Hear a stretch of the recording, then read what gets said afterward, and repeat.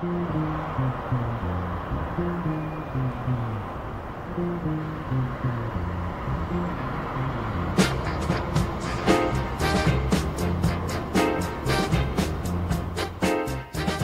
moi, être gangster, c'était mieux qu'être président des États-Unis.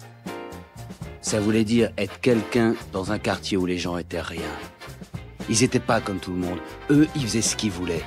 Ils se garaient en double file devant une bouche d'incendie et on leur collait jamais de PV. En été, quand ils jouaient aux cartes toute la nuit, personne n'appelait jamais les flics.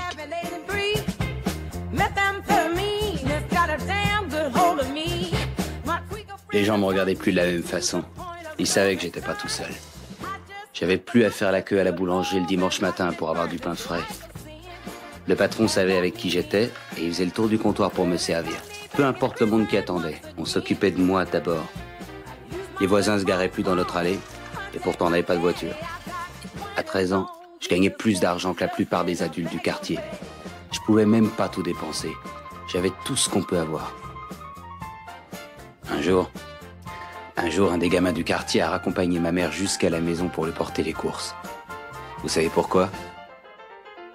Par respect. Henry Hill n'était pas qu'un personnage de film. Il était un véritable mafieux qui a vécu dans l'ombre de New York. Dès l'âge de 11 ans, il effectuait des courses pour la mafia et a fini par devenir un initié au sein de la famille criminelle Lucchese.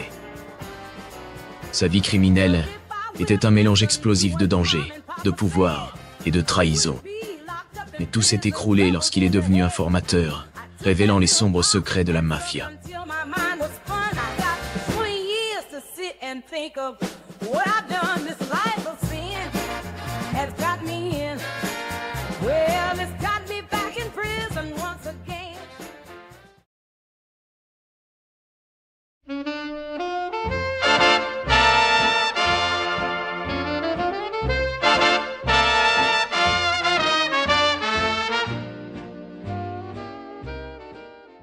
New York, dans les années 1940, semblait avoir le meilleur et le plus grand de tout en Amérique.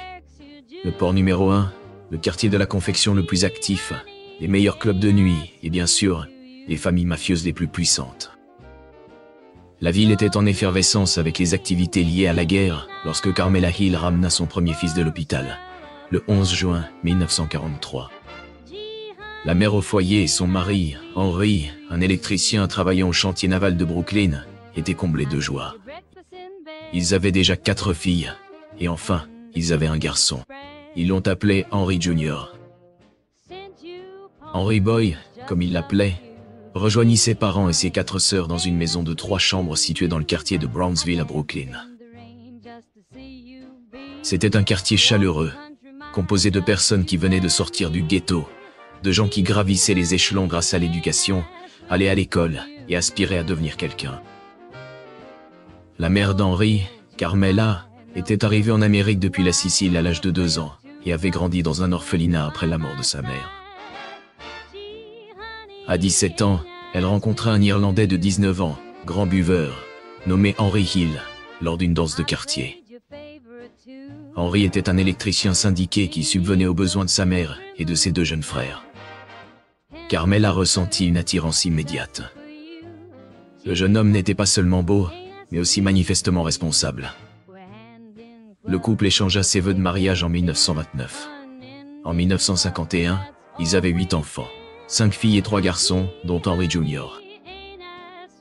Carmela était très fière de sa cuisine sicilienne, et le jeune Henry y vit une opportunité pour lui-même. Il comprit qu'en rejoignant sa mère dans la cuisine, il pouvait non seulement apprendre à cuisiner, mais aussi obtenir un peu plus d'attention. À l'âge de 8 ans, il ressemblait déjà à un petit gangster. Il se mettait dans toutes sortes de bêtises. L'un de ses tours préférés était de fouiller dans la boîte à outils de son père et de laisser les outils éparpillés dans le jardin. Un autre était de s'introduire en douce dans le sous-sol pour boire la liqueur de pêche préférée de son père. Même enfant, Henry était déjà très doué pour couvrir ses traces et laisser quelqu'un d'autre payer le prix de ses bêtises. J'admettais toujours mes erreurs, tandis que lui fuyait les siennes et me les mettait sur le dos. C'est moi qui prenais toujours la faute pour ses bêtises. Henry ne se contentait pas de fuir ses responsabilités, il entraînait souvent les autres dans ses mésaventures. Un jour de 1953, alors qu'il avait 10 ans, il se livra à un petit vol de monnaie dans les grilles du métro, entraînant son jeune frère Michael, qui souffrait de spina bifida. Un passant, touché par la vue de Michael avec ses béquilles, lui donna quelques pièces. Pour Henry, cette générosité inattendue était l'occasion de créer une nouvelle escroquerie. Un jour, alors qu'il remontait du métro, son père l'aperçut et se prépara à le châtier sévèrement. Il était convaincu que ce qu'il venait de faire était l'erreur la plus grave qu'il puisse imaginer. Il était toujours le sujet de la déception de mon père, plus que de sa colère. Et je ne pense pas que cette colère ait eu autant d'impact que sa déception. Henry Senior n'hésitait pas à exprimer ses frustrations sur ses enfants, surtout lorsqu'il était ivre. Quand il était sobre, tout allait bien. Mais quand il était ivre, c'était comme un éléphant dans une maison, piétinant tout sur son passage. Henry le provoquait délibérément, et donc, il le défiait constamment. Le défi le plus sérieux survint en 1955, lorsque Henry Jr. avait 11 ans. Il commença à traîner près d'une station de taxi juste en face de chez lui, gérée par un homme nommé Paul Vario. Tout le quartier savait que Vario était un capo, ou cadre intermédiaire de la famille mafieuse Lucchese, l'une des plus riches de New York. Vario et les membres de son équipe mafieuse ne faisaient aucun secret de leur statut spécial dans le quartier. Ils avaient du pouvoir, un pouvoir absolu et de l'argent. Une combinaison fatale, mais terriblement attirante. Et Henry y fut irrésistiblement attiré. Par conséquent, Vario engagea le jeune Henry pour laver et garer les voitures de tous les membres de son équipe. Henry était fasciné par le style de vie flamboyant des mafieux et commença à voir Paul comme une figure paternelle. Il était impressionné par l'argent et le pouvoir de Paulie. Et Paulie semblait l'apprécier. Peu importe ce qu'il faisait, il pouvait toujours dire qu'il travaillait pour Paulie, ce qui lui donnait pratiquement carte blanche dans le quartier. Bientôt, l'école passa au second plan, et la station de taxi devint le travail à plein temps d'Henry. Lorsque l'école envoya une lettre à ses parents, pour signaler que le garçon ne se présentait plus en classe, ses amis mafieux surent quoi faire. Ils prirent le facteur à part et eurent une petite discussion avec lui. À ce stade, le véritable père d'Henry commençait lentement à baisser les bras concernant son fils aîné. Plus Henry rejetait son père, plus il se rapprochait de Paul Vario et de la mafia. Vario offrit rapidement une promotion au jeune Henry, alors âgé de 12 ans, le nommant garçon de course. Il commença à faire des pizzas dans une pizzeria gérée par la mafia, située dans le même pâté de maison que la station de taxi. L'adolescent ne se souciait pas de la désapprobation de son père, car il avait le sentiment de faire partie de quelque chose de plus grand et de plus important que sa propre famille. Après tout, il était en route pour devenir un gangster.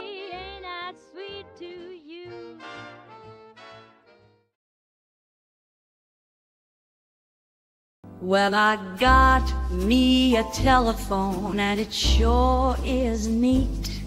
I can chat with my friends, ain't that a treat? I call them up no matter where. Les années 1950 étaient une époque dorée de profit et de pouvoir pour la mafia new-yorkaise. Et l'adolescent Henry Hill était bien déterminé à obtenir sa part du gâteau. Il était attiré par l'excitation, le pouvoir et le glamour de ce qu'il voyait devant lui. Être une star de cinéma avec de l'influence, c'était vraiment ce qu'il désirait, en plus de l'adrénaline d'être un gangster. Mais c'est en surveillant des parties de cartes que Paulie lui présenta l'homme qui allait façonner sa future carrière criminelle. Jimmy the Gent Burke. Et Henry fut immédiatement attiré par le charisme de ce gangster. Henry adorait le fait que Jimmy Burke soit respecté où qu'il aille. Que ce soit dans un restaurant ou une boîte de nuit, les chaises se poussaient immédiatement pour lui faire de la place. Jimmy eut un énorme impact sur lui. Il distribuait des billets de $20 et c'était exactement ce qu'Henry Hill désirait. Il aspirait à ce genre de richesse, à ce genre de luxe. Mais derrière cette façade extravagante, Jimmy était un gangster impitoyable. Alors que sa réputation grandissait, Henry commença à accompagner le capo Paulie dans ses déplacements. Pour l'adolescent, c'était un privilège, mais il s'apprêtait à découvrir les dures réalités de la vie mafieuse. Lorsque Paulie rendit visite à sa maîtresse, Henry pensa qu'il s'agissait d'une visite de routine. Mais la femme, éperdue d'amour, avait commis l'erreur capitale de contacter la femme de Polly. Polly, avec Henry présent, se rendit alors chez elle et la battit sauvagement avec une batte de baseball. Et il l'envoya à l'hôpital avec une nuque brisée. C'est une leçon choquante pour Henry. La mafia peut tout pardonner, sauf un indique. Femme, enfant ou autre, si vous brisez ce code du silence, les conséquences peuvent être extrêmement sévères. C'est une leçon qu'Henry se souviendra pour le reste de sa vie.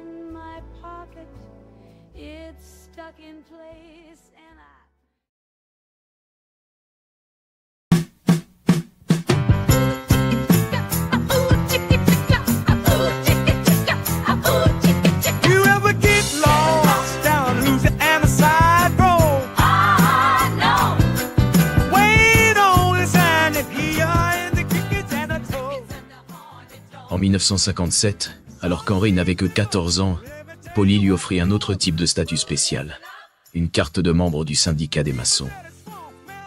L'obtention de cette carte prouve que vous êtes un membre en règle de ce syndicat et que vous êtes ainsi admissible à percevoir un salaire syndical.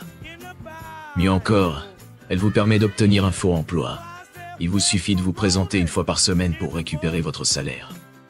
La carte donnait à Henry accès à n'importe quel chantier de construction de la ville, lui permettant de récupérer des paris et des paiements. C'était un coup particulièrement dur pour le père d'Henry, qui avait espéré que son fils aîné suivrait ses traces au sein du syndicat. Son seul rêve était de voir ses fils le rejoindre dans le syndicat des électriciens, qui à l'époque était une organisation où l'on entrait de père en fils. Mais Henry n'a jamais fait d'effort pour aller à mi-chemin avec son père, ne serait-ce qu'en tentant des choses pour le rendre fier de lui. Le jeune gangster était plus intéressé par la poursuite de sa carrière criminelle que par faire plaisir à son père. À 16 ans, il connut sa première interpellation pour avoir utilisé une carte bancaire dérobée. Quelques heures à peine après son arrestation, des membres du crime organisé parvinrent à le soustraire à l'autorité judiciaire, allant jusqu'à célébrer sa libération par un festin. Par la suite, il avait été initié au monde souterrain. Il profitait de tout ce que le style de vie de la mafia avait à offrir. De l'argent facile, des belles femmes et les meilleures tables des boîtes de nuit les plus prisées de New York. Pourtant, une partie d'Henry restait fidèle à sa vraie famille et aux valeurs de son père, notamment le patriotisme. En 1960, à l'âge de 17 ans, il s'engagea dans l'armée en tant que parachutiste. Son père fut plus qu'heureux de signer les papiers pour son fils mineur. Il fut affecté à Fort Bragg, en Caroline du Nord. Et il devint cuisinier et membre de la prestigieuse 82e division aéroportée. Quelles que soient les raisons qui avaient poussé Henry à s'engager, elles s'estompèrent rapidement, et l'armée devint simplement une autre opportunité d'affaires. Il se mit à pratiquer l'usure, à organiser des paris clandestins, et même à vendre de la nourriture volée à la cuisine. Par conséquent, il fut finalement arrêté et renvoyé de l'armée en 1963. À 20 ans, il était de retour à Brooklyn et réintégrait l'équipe de Vario. Il faisait tout ce que la mafia lui demandait, usure, extorsion et même transport de marchandises volées.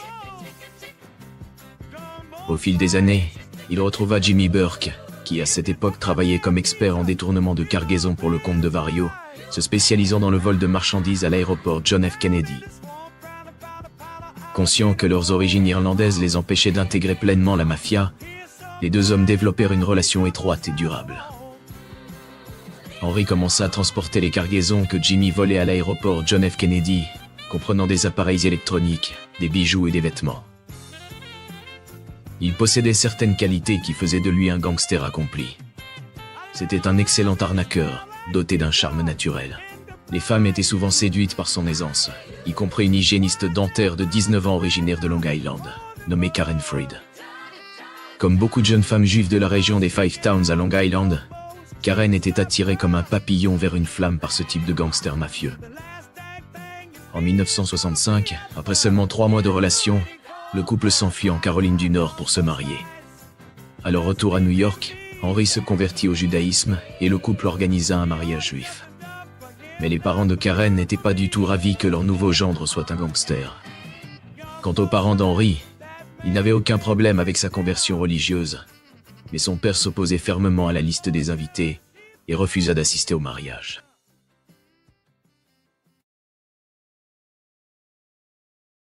He walks by every day at school, and I feel a fool. My heart skips a beat, but I turn away.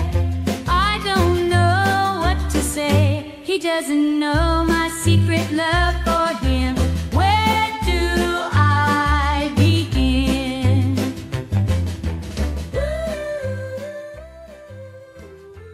Quelques semaines après le mariage, Henry était de retour dans les rues avec Jimmy Burke et le reste de ses acolytes. Comme la plupart des caïds, Henry était rarement à la maison. Il arpentait les quartiers pour monter des combines. Il excellait dans les paris clandestins, le prêt usuraire et la loterie clandestine. Il, Burke et les membres du groupe mafieux de Paul Vario volaient tout ce qui avait de la valeur sur le marché noir. Au début, Karen parvint à fermer les yeux sur les activités criminelles de son mari. Puis, en décembre 1965, il fut arrêté pour avoir transporté des cigarettes non taxées à travers les frontières de l'État. Il passa quelques heures en prison et paya une amende. Karen ne pouvait plus se bercer d'illusions en croyant qu'Henry était un simple carleur syndiqué. Plutôt que de se mettre en colère, elle adopta pleinement le mode de vie mafieux. Elle a vu l'argent, et elle l'a apprécié autant qu'Henry. Karen était une caïd au féminin. Un an après leur mariage, ils accueillirent leur premier enfant, un garçon prénommé Greg. Et 2 ans plus tard, leur famille s'agrandit avec la naissance d'une fille, Abigail. Karen était frustrée de constater que son mari gangster était un père absent. Henry quittait souvent la maison et restait absent pendant des jours, voire des semaines, laissant Karen élever seule leurs enfants. Elle comprit aussi qu'Henry la trompait régulièrement. Henry vivait selon le credo des gangsters. Les vendredis soirs sont pour les maîtresses et les samedis soirs pour les épouses. Bien sûr, Karen n'était pas stupide. Aucune des femmes de gangsters ne l'était. Elles acceptaient de fermer les yeux dans bien des situations. Que ce soit dans les domaines qu'ils avaient choisis, le travail qu'ils faisaient, la manière dont ils gagnaient leur argent ou leur mode de vie au niveau personnel. Un mode de vie qui, pour Henry, incluait un problème grandissant avec l'alcool. Un problème qui était peut-être la seule chose qu'Henry partageait vraiment avec son père. C'était le pire des ivrognes. Il n'y avait personne avec qui il ne cherchait pas la bagarre. Il n'y avait personne pour le reprendre ou le raisonner. Il avait cessé de se soucier de lui-même, ou de qui que ce soit d'autre. Mais ce qui comptait pour lui, c'était la mafia et gagner de l'argent. Bientôt, il allait se retrouver dans une situation périlleuse en commettant le seul type de crime contre lequel Paul Vario l'avait mis en garde. Le trafic de drogue.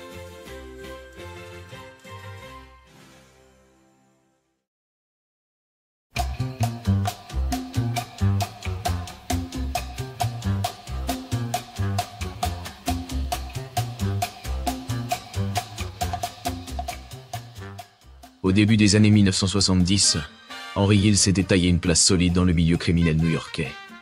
C'était un caïd loyal, prêt à utiliser tous les moyens nécessaires pour servir sa famille criminelle. En octobre 1972, Hill s'occupait d'affaires pour la famille mafieuse à Tampa, en Floride. Le jeune homme de 29 ans était accompagné de son mentor et compatriote irlandais, Jimmy Burke. Ils ont confronté un homme dans un bar qui devait de l'argent à la famille. Henry et Jimmy exigèrent qu'il s'acquitte de sa dette selon les méthodes typiques de la mafia. Ils ont atteint cet objectif par divers moyens, dont le recours à des coups violents qui l'ont réduit à l'état de chair frémissante. Et lorsque cela ne parut pas suffisant, ils le conduisirent au zoo, le menaçant de le jeter dans la fosse aux lions. Mais Henry et Jimmy ignoraient que l'homme qu'ils terrorisaient avait une sœur travaillant pour le FBI. Par conséquent, Hill et Burke furent inculpés pour kidnapping et tentative de meurtre. Ils réussirent à se sortir de ces accusations, mais le gouvernement fédéral s'en mêla et les poursuivit pour extorsion. Un jury les reconnut coupables et ils furent condamnés chacun à 10 ans de prison. En septembre 1974, Hill commença à purger sa peine à la prison fédérale de Lewisburg, en Pennsylvanie. Il fut surpris de constater que, pour un gangster, la prison ne différait pas beaucoup de la rue. Même son père mafieux de substitution, Paul Vario, y purgeait une peine pour fraude. Durant son emprisonnement, Henry s'est rendu compte que les stupéfiants étaient la marchandise la plus prisée en prison. Il a commencé à vendre de la cocaïne et du cannabis aux gardiens et aux autres détenus. Ses fournisseurs donnaient la contrebande à sa femme, qui la lui rapportait ensuite en prison. C'était une étape dangereuse, car Vario et tous les autres parrains de la mafia étaient opposés au trafic de drogue. À l'automne 1978, Henry obtint sa liberté conditionnelle et retourna à New York. L'argent avait été difficile à gérer pour Karen et les enfants pendant son incarcération, alors la première préoccupation d'Henry fut de mettre la main sur du cash, et vite. Donc, il décida de se lancer dans le trafic de drogue, une activité toujours perdante. Pire encore, Henry décida de devenir lui-même toxicomane. Il était impliqué dans presque tout ce qu'il pouvait faire pour gagner de l'argent. C'est à ce moment-là qu'Henry Hill, tout juste sorti de prison, reçut un renseignement très précieux. Il apprit qu'une cargaison de millions de dollars en bijoux et en liquide introuvable serait stockée dans la soute de la Lufthansa à l'aéroport John F. Kennedy de New York. Il transmit l'information à son mentor et ami le plus proche dans la mafia, Jimmy Burke. Burke, avec le reste de l'équipe de la mafia de Paul Vario, commença à planifier le coup du siècle.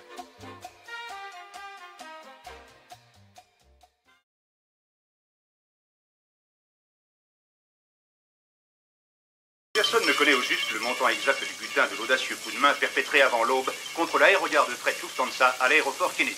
Le FBI parle de 2 millions de dollars, la police de l'air et des frontières de 4 millions, la police municipale de 5 millions. Putain de Dieu! Sur les lieux mêmes du braquage, à l'aéroport Kennedy. Ça a l'air d'être un gros coup, le plus gros sans doute dans l'histoire de la...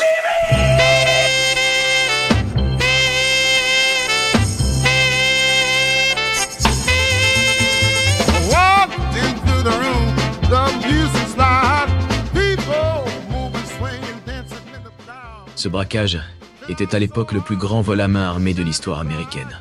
5 hommes sont entrés dans la zone de fret de la Lufthansa, l'ont braqué et se sont échappés avec un peu plus de 5 millions de dollars en liquide et 1 million en bijoux. Hill n'était pas directement impliqué dans le braquage lui-même, mais il affirme que sa part de l'opération était un paiement de 50 000 dollars pour avoir donné l'info à Jimmy Burke. C'était le moment dont Henry était le plus fier en tant que gangster. Lui et Jimmy avaient marqué l'histoire de la mafia. Puis certains des mafieux qui avaient réalisé le braquage commencèrent à devenir imprudents, dépensant leur nouvel argent pour des voitures et des vêtements coûteux pour leur maîtresse, des choses qui pouvaient attirer l'attention des forces de l'ordre. Jimmy Burke était furieux de leur manque de discrétion et avait une solution efficace. Lui et Polly commencèrent à éliminer tout le monde, justifiant cela par le besoin de se protéger de tous les autres impliqués. Au cours de l'année suivante, les cadavres s'accumulaient et Henry commença à devenir nerveux.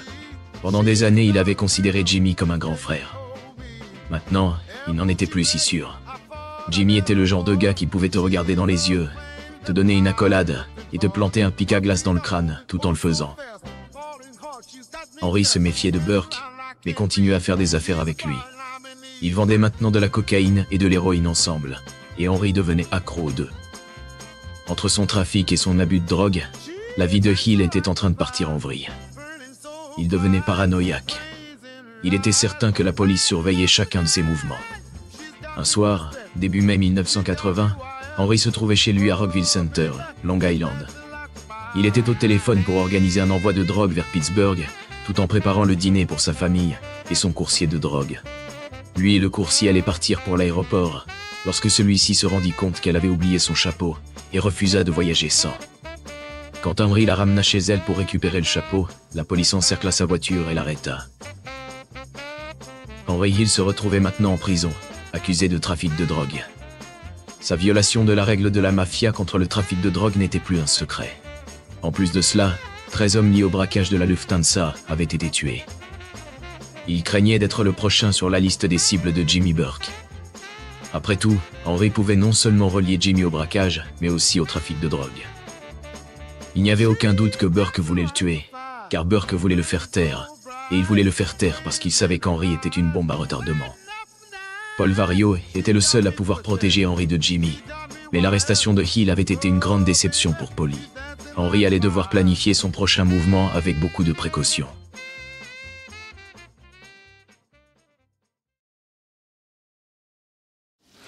Mais j'ai personne vers qui me tourner.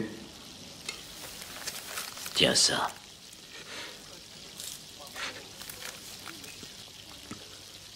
Maintenant, je vais être obligé de te tourner le dos.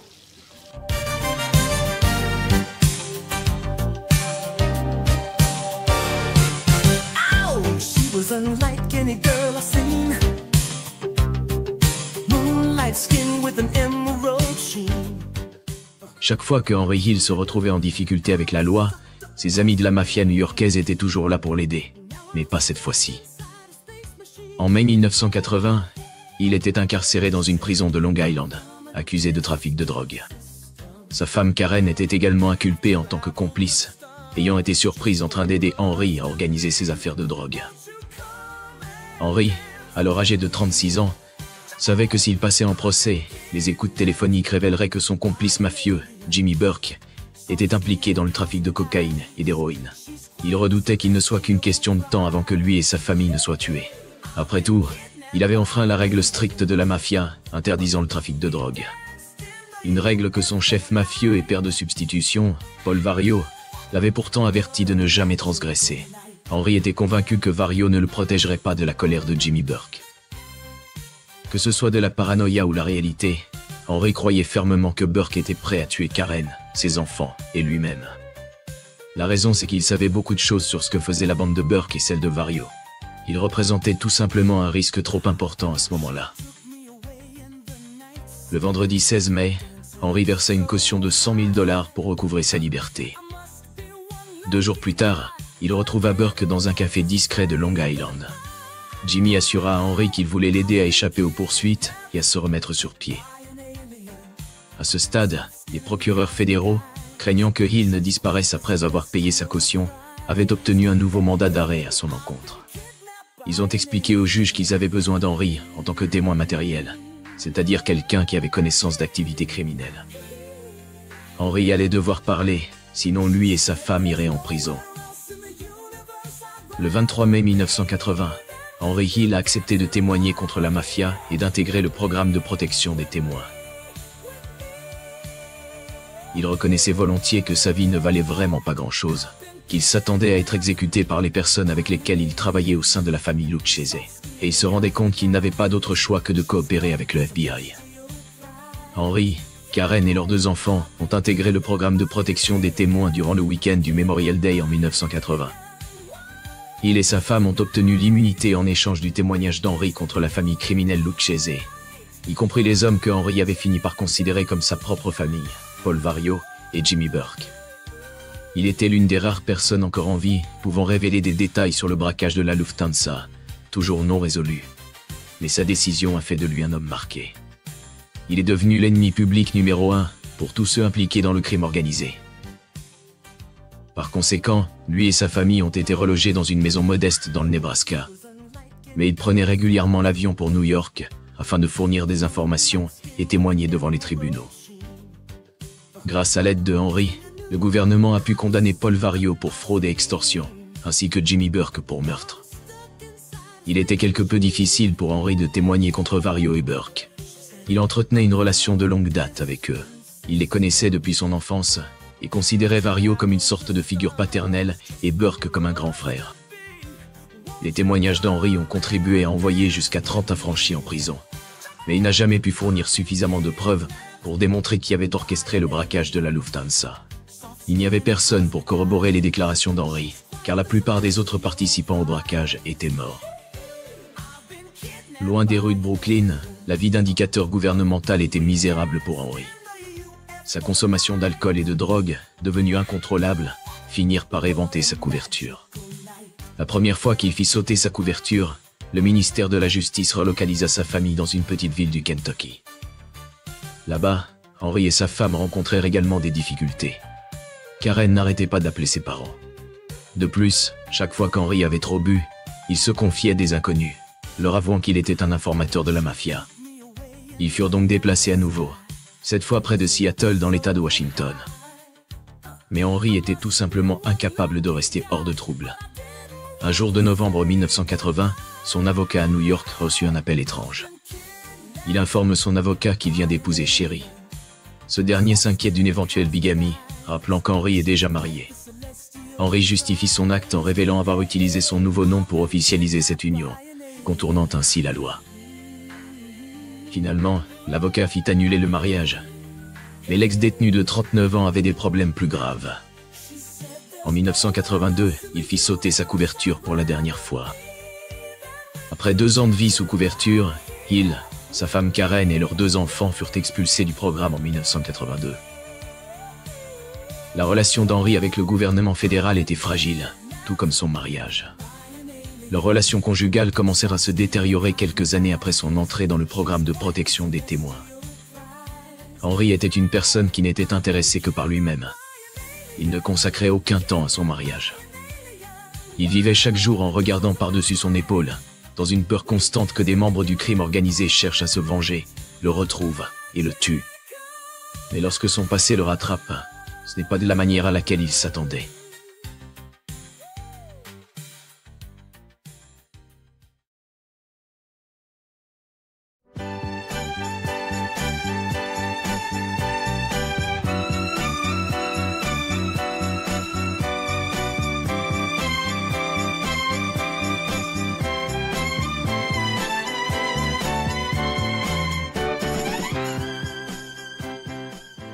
En 1985, Henry avait conclu un accord avec le célèbre journaliste Nicolas Pileggi, qui a écrit un thriller basé sur les expériences d'Henry dans la mafia.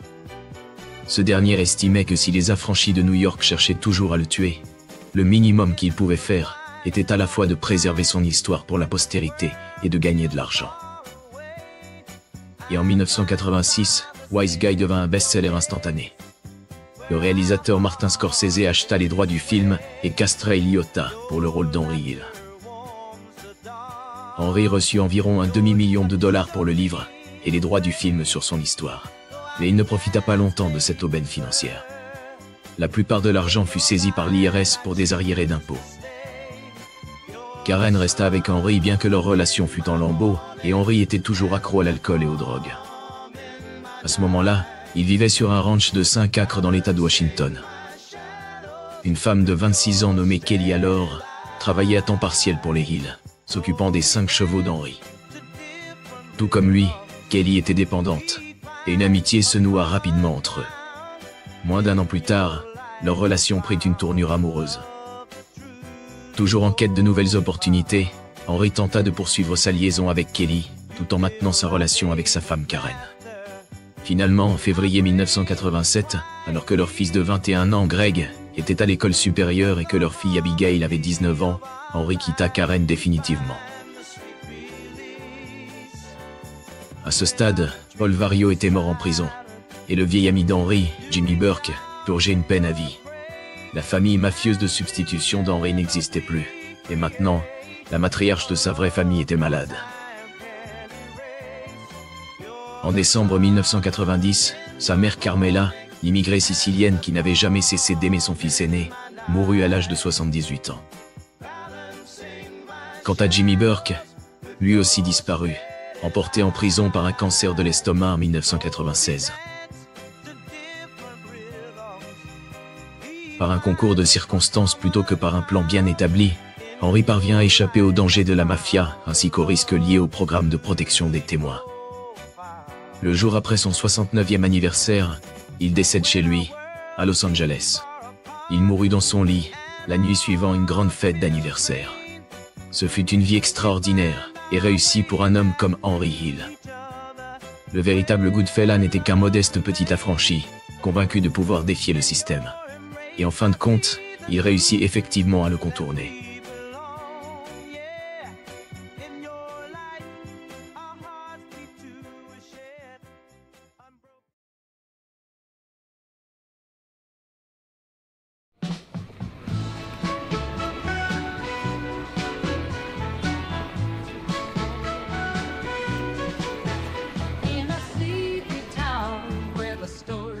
Nous sommes le 24 août 1964. Un corps est retrouvé dans les eaux de Jamaica Bay, dans le Queens, à New York. Le corps est ensuite identifié comme étant celui d'Ernesto Rupello, un ancien tueur à gages de la famille du crime génovaise, qui s'était retourné contre eux à la fin des années 1940. Le corps est retrouvé avec des blocs de béton attachés. Et à la suite d'une enquête, un gangster de haut rang nommé Johnny Francese est arrêté. So clean and words that hypnotize. You'd never guess he's the devil in disguise.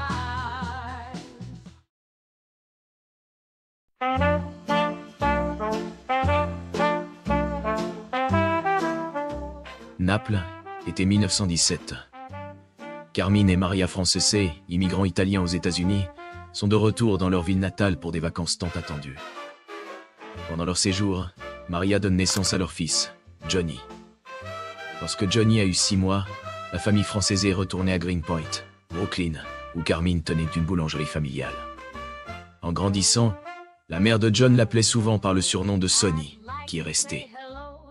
Alors qu'il approchait de la vingtaine dans les années 1930, la mafia new-yorkaise connaît une période de croissance rapide et fulgurante. Il commence à travailler sous la direction d'un homme nommé Joseph Profaci, le patron de la famille Profaci de New York. Profaci était un patron intéressant, car il n'avait en réalité que peu de connaissances sur le monde du crime avant sa nomination. Pour une raison ou une autre, que ce soit en raison de son statut de fils d'un mafieux sicilien ou de son entreprise d'huile d'olive à grande échelle, Profaci était désormais un patron. À l'approche des années 1930, lorsque Sonny s'est impliqué dans la famille, Profaci dirigeait de nombreuses activités criminelles, telles que le prêt usuraire, la distribution de drogue, la prostitution et bien d'autres. Et en 1938, à l'âge de 21 ans, Sonny a été arrêté pour la première fois pour agression physique. 4 ans plus tard, il a été appelé dans l'armée américaine pour combattre à l'étranger. Cependant, peu après, il a été en réalité réformé en raison d'un rapport psychiatrique le qualifiant de psychoneurotique, avec des tendances homicides prononcées. Après son retour à New York, Sonny a repris ses activités commerciales, s'établissant à la fois à New York et dans le New Jersey. Il a géré toutes sortes de rackets financiers typiques de la mafia et a connu un succès fulgurant.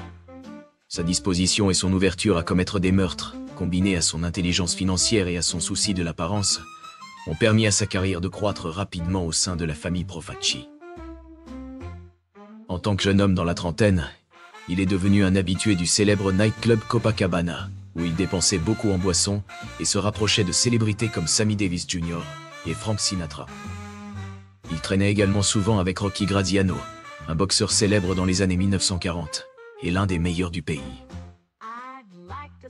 En partie grâce au travail de Sonny dans la mafia, celle-ci a connu une période de glamour qui a eu un impact durable sur la façon dont nous percevons la mafia jusqu'à aujourd'hui.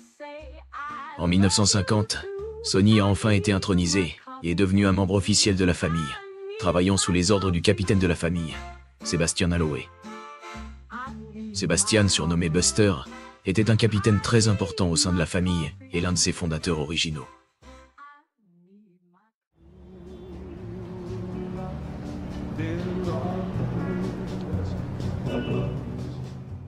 Nous sommes maintenant le 27 mai 1951. Cristina Capobianco donne naissance à son fils, Michael. Michael est le fils de Sonny Francese. Mais pendant les premières années de sa vie, cela n'a pas été très clairement établi pour lui. Bien que Sonny fût un homme marié avec 3 enfants, il avait rendu la jeune vendeuse de cigares Capobianco enceinte. En conséquence, la femme épousa un homme nommé Frank Grillo, pour éviter un scandale. La mafia a permis à Sonny de divorcer de sa première femme et d'épouser Capobianco, ce qui a conduit celle-ci à quitter Frank. Jusqu'à l'âge d'environ 18 ans, Michael a porté le nom de Michael Grillo, pensant que Sonny était son beau-père. Pendant ce temps, à mesure que les années 1950 progressaient, la carrière de Sonny a connu un important coup de pouce lorsqu'il a été promu au poste de capitaine sous Profaci. Ensuite, la famille Colombo a connu sa toute première guerre civile, et Sonny a encore gravi les échelons.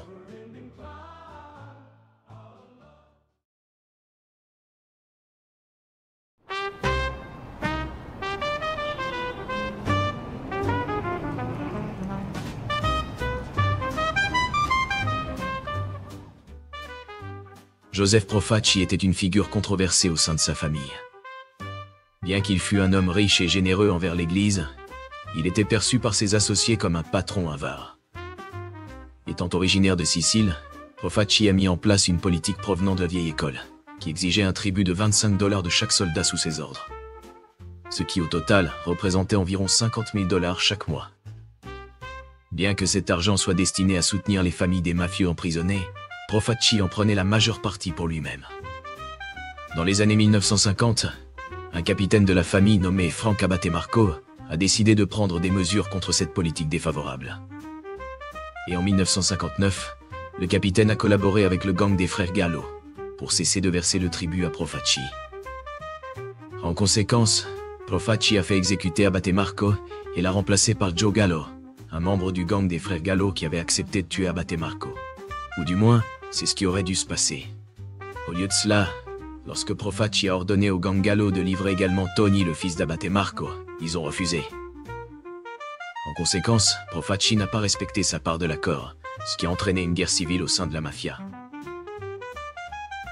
Le 27 février 1961, le gang des Gallo a kidnappé 4 hommes de Profaci. Le sous-chef de la famille Joseph Magliocco, le frère de Profaci, Frank, le capitaine de la famille Salvatore Musacchio, et le soldat de la famille John Shimon. Sachant qu'il était le prochain, Profaci a immédiatement pris l'avion pour se réfugier dans une planque en Floride, tandis que Joe Gallo s'est enfui en Californie. Finalement, la crise a pris fin lorsque les deux camps sont parvenus à un accord de paix. Les otages ont été libérés en échange d'une position plus lucrative pour les Gallo au sein de la famille. Le 20 août 1961, Joseph Profaci a ordonné le meurtre de Larry Gallo et de Joseph Gioielli. Bien que les tueurs aient réussi à éliminer Joseph, Larry a survécu à une tentative d'étranglement lorsqu'un officier est intervenu. Les Gallo ont découvert que l'auteur de la tentative de meurtre sur Larry était Carmine Persico, l'un de leurs alliés qui s'était initialement retourné contre Profaci. C'est ainsi qu'il a hérité du surnom le Serpent. À mesure que la guerre s'intensifiait, des corps étaient retrouvés un peu partout et des gangsters disparaissaient. Et à la fin du conflit, 21 personnes avaient perdu la vie. En novembre 1961, Joe Gallo a été condamné à 14 ans de prison. Et l'année suivante, Profaci est décédé d'un cancer. En conséquence, Joe Magliocco a pris la place de patron, tandis que la guerre continuait de faire rage. Magliocco, également connu sous le nom de Joe Evil Eye, est né à Palerme, en Sicile. C'était un homme très énergique et actif, passionné par son travail, qui avait l'allure d'un leader. Il vivait dans une grande propriété en bord de mer à New York et dirigeait plusieurs entreprises, dont une société de fourniture d'alcool et de linge. Pendant ce temps, son fils Ambrose était capitaine dans la famille, et Profaci était son beau-frère. Avec Magliocco désormais à la tête de la famille, il craignait que les autres familles le perçoivent comme un leader faible et indécis. Ainsi, dans une démonstration de force majeure, il lança une campagne sanglante contre les Gallo. Les fusillades en voiture et les attentats à la voiture piégée devinrent monnaie courante dans les quartiers contrôlés par les gangs, alors que Magliocco faisait tout son possible pour contrôler les gangsters.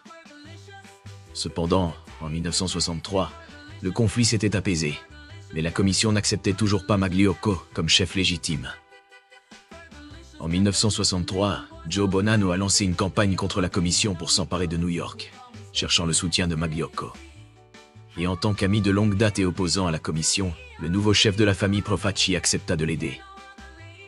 Le patron de la famille Profaci avait pour mission d'éliminer Tommy Lucchese et Carlo Gambino, et il confia ce travail de haut niveau à son meilleur tueur, Joseph Colombo.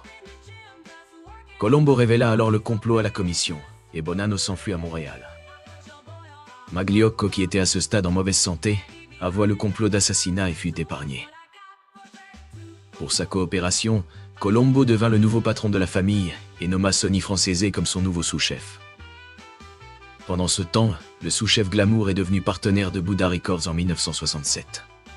Il produisait tout type de genre, y compris le folk et le soul rock. Il a utilisé Buddha Records pour blanchir de l'argent et pratiquer le payola, le processus illégal consistant à payer une station commerciale pour diffuser certaines chansons sans que la station ne rapporte le paiement. Aux États-Unis, les stations de radio doivent divulguer lorsqu'elles sont sponsorisées pour jouer une chanson, et il est probable que Sonny ait fait cela pour promouvoir certaines chansons dans lesquelles il avait un intérêt financier. En 1964, il a rencontré des problèmes juridiques lorsqu'il a été accusé du meurtre d'Ernest Rupolo, le tueur à gages Genovese.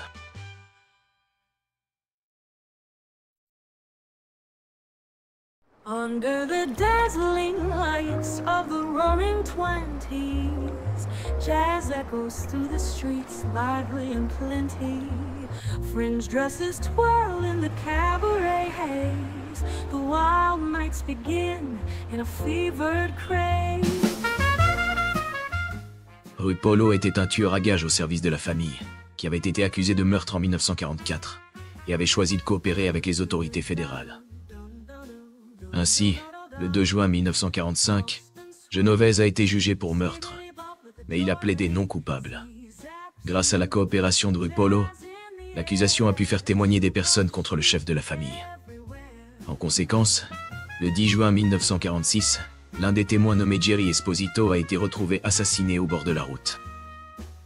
Peu de temps après, Peter Latampa, un autre témoin, a été découvert mort dans une cellule de détention protectrice. Cela a conduit à la libération de Genovese, qui a ensuite ordonné le meurtre de Rupolo. En 1964, Rupolo a été retrouvé assassiné dans la baie de la Jamaïque, et Sonny était le suspect principal. Lors de son procès, l'accusation a réussi à prouver que Sonny avait tué entre 30 et 50 victimes à cette époque. Cependant, faute de preuves corroborantes, le chef du gang a été relâché. Puis, un an plus tard, le 3 mars 1967, Sonny a été condamné pour 4 braquages de banque qu'il avait planifiés en 1965. En 1971, il a été condamné à une peine impressionnante de 50 ans de prison. Bien que les preuves contre lui aient été relativement faibles et que son implication dans ces braquages soit encore débattue aujourd'hui, il a tout de même fini derrière les barreaux. Michael a déclaré aux journalistes que son père avait assuré qu'il allait accomplir les 50 ans de peine en entier. Pendant ce temps, la première épouse de Sonny a affirmé aux médias qu'elle serait surprise s'il ne vivait pas jusqu'à 100 ans, ajoutant que cet homme pouvait purger une peine de prison les yeux fermés. Au départ, Sonny avait offert à Michael la possibilité de mener une vie ordinaire, et celui-ci s'était lancé dans des études de médecine. Cependant, après l'incarcération de son père, Michael a pris conscience que la famille avait besoin d'un autre moyen de subsistance. Il a alors abandonné ses études pour entrer dans le monde du crime. Bien que Sonny se soit d'abord opposé à cette décision, il a finalement compris qu'il ne pourrait pas détourner son fils de cette voie et a choisi de le soutenir.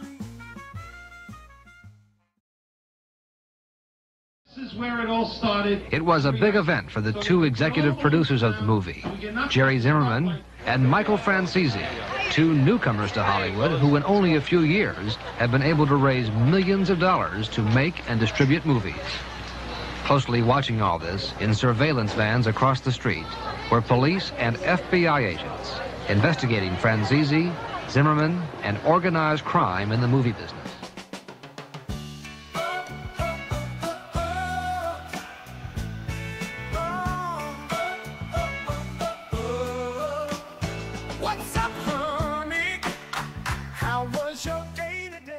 Après avoir rejoint la famille Colombo en 1971, Francese a commencé à travailler sous les ordres de son père pour faire avancer sa carrière. Et en 1972, Sonny a financé Deep Throat, un film pornographique tristement célèbre qui a marqué le début de ce qui est considéré comme l'âge d'or du cinéma pour adultes. Pendant ce temps, en 1974, Sonny a également financé Massacre à la tronçonneuse, qui a connu un grand succès. Francese a presque immédiatement commencé à établir des liens criminels, notamment avec le patron de la famille, Joe Colombo.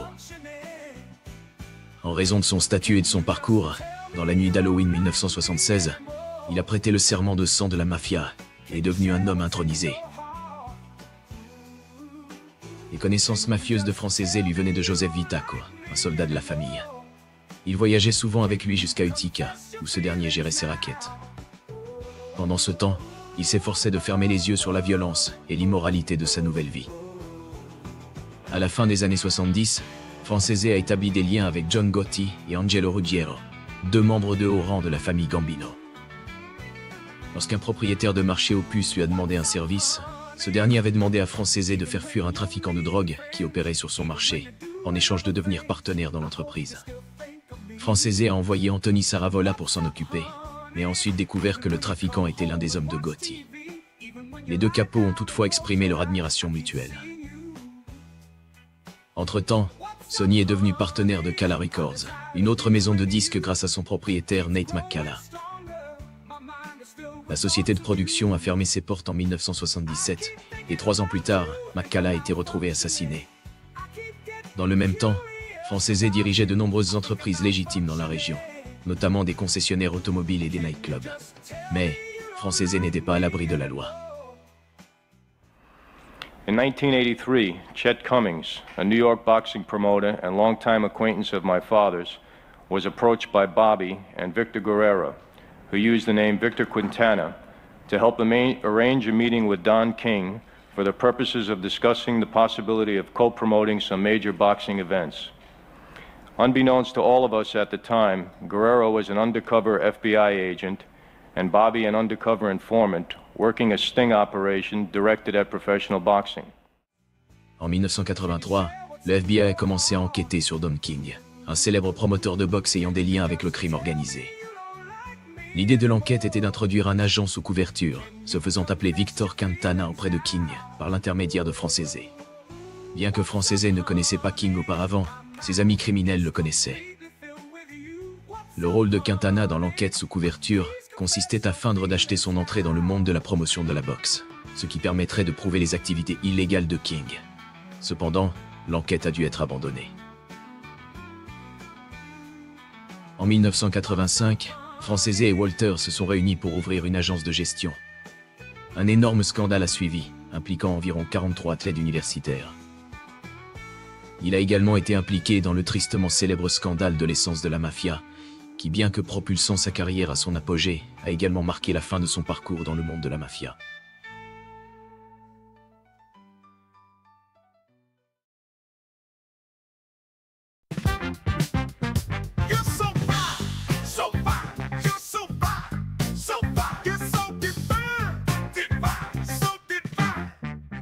En 1980, un escroc de New York sous le nom de Lorenz Salvatore Iorizzo contacte Michael Francese pour lui demander de l'aide avec un problème en Californie.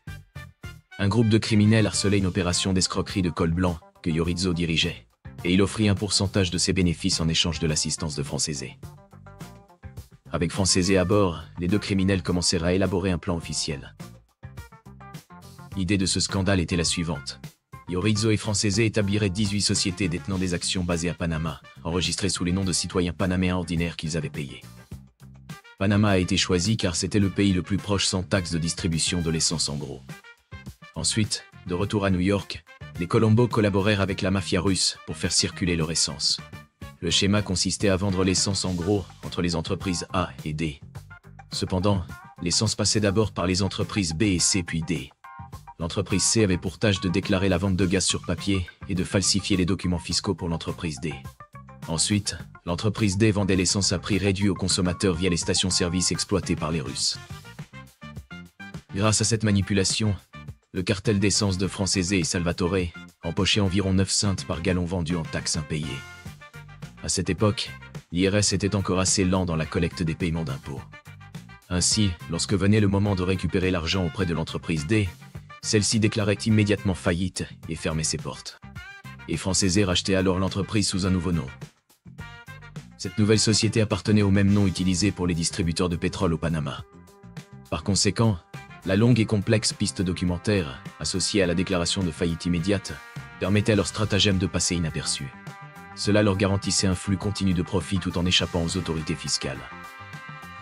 Pendant ce temps, les entreprises n'étaient en réalité que des bureaux vides avec un simple numéro de téléphone. Cette arnaque couvrait presque la moitié de la distribution de carburant à travers New York City, avec Francese empochant près des 3/4 des bénéfices totaux. Bien que le montant exact de ces gains soit inconnu, les estimations varient entre 2 et 8 millions de dollars par semaine, ce qui représente une immense somme d'argent pour l'époque, et un enrichissement rapide pour Francese et ses complices. L'escroquerie s'est également étendue à de nombreux autres États, et en 1986, on estimait qu'elle avait lieu dans 14 des 51 États. Il est possible que Francese ait utilisé Miami Gold, sa société de production cinématographique, pour blanchir ses fonds. Grâce à cette opération, il est devenu l'un des gangsters les plus riches du pays, ce qui lui a valu le surnom de Yuppie Don. Cependant, toute cette attention attirée sur le jeune Francese, alors âgé de 34 ans, a finalement engendré plus de problèmes que d'avantages. Vers la fin de l'année 1985, en décembre, Michael Francese a été inculpé de 14 chefs d'accusation liés à l'escroquerie pétrolière, aux côtés de 8 autres accusés. Peu de temps après, en Floride, il a été de nouveau inculpé, cette fois avec 25 autres personnes, pour un total de 177 chefs d'accusation individuels. Bien qu'il ait réussi à échapper à plusieurs poursuites similaires auparavant, cette affaire était différente. Tandis que Francese était détenu sans possibilité de libération sous caution, son partenaire Lorenz Iorizzo a été condamné à 5 ans de prison et à une amende de 1,7 million de dollars. Face à cette condamnation, Yorizzo a décidé de coopérer avec les autorités en mars 1985, devenant ainsi un informateur. L'affaire n'était clairement pas en faveur de Francese, et le 21 mars 1986, il a finalement plaidé coupable de 2 chefs d'accusation, un chef de complot de fraude fiscale et un chef de complot de racket. Il a écopé d'une amende de restitution massive de 14,7 millions de dollars et de 10 ans de prison. En conséquence de son affaire, il a dû vendre ses actifs, y compris son immense manoir à Old Brookville. Il a mis un terme à son second procès en acceptant un accord de plaidoyer, ce qui lui a valu une peine de 9 ans de prison et une amende de 3 millions de dollars. Ensuite, en 1989, Walters est allé en justice pour avoir intimidé des athlètes universitaires afin de les forcer à signer des contrats avec lui. En conséquence, Francese a été assigné à comparaître par le tribunal et appelé à témoigner. Cependant, l'accusation ne le considérait pas comme un informateur fédéral et il a refusé de coopérer. En réalité, son témoignage n'a fourni que quelques informations sur le scandale de l'agence. Malgré son refus de coopérer en tant qu'informateur grâce à son témoignage dans l'affaire Walters, Michael Francese n'a pas été inculpé pour ses activités avec l'agence de son ancien partenaire. Walters, quant à lui, a écopé de 5 ans de prison et d'une amende de 395 000 dollars. En septembre 1990, cependant, le cas de Walters a été annulé en appel. À la fin de l'année 1991, Francese a été condamné à 40 ans de prison après avoir violé les conditions de sa libération conditionnelle. Pendant le procès, les procureurs ont révélé que Francese n'avait véritablement commencé à rembourser ses amendes de restitution qu'au cours de cette même année. Le procureur principal a affirmé que Francese avait trompé le gouvernement pendant de nombreuses années, en ne fournissant aucune information utile concernant la Cosa Nostra. Et il a ajouté qu'il était essentiellement considéré comme un escroc. Dans une interview ultérieure, Francese a expliqué qu'il n'avait pas réellement collaboré avec le gouvernement.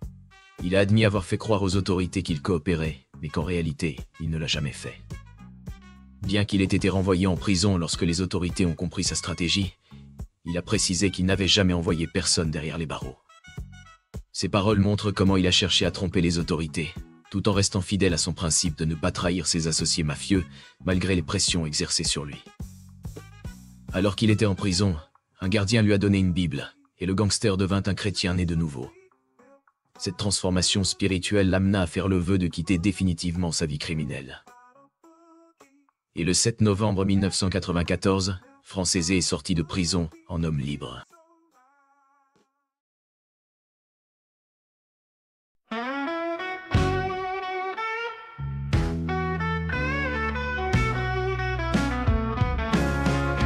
Sunday morning, no time to lay around.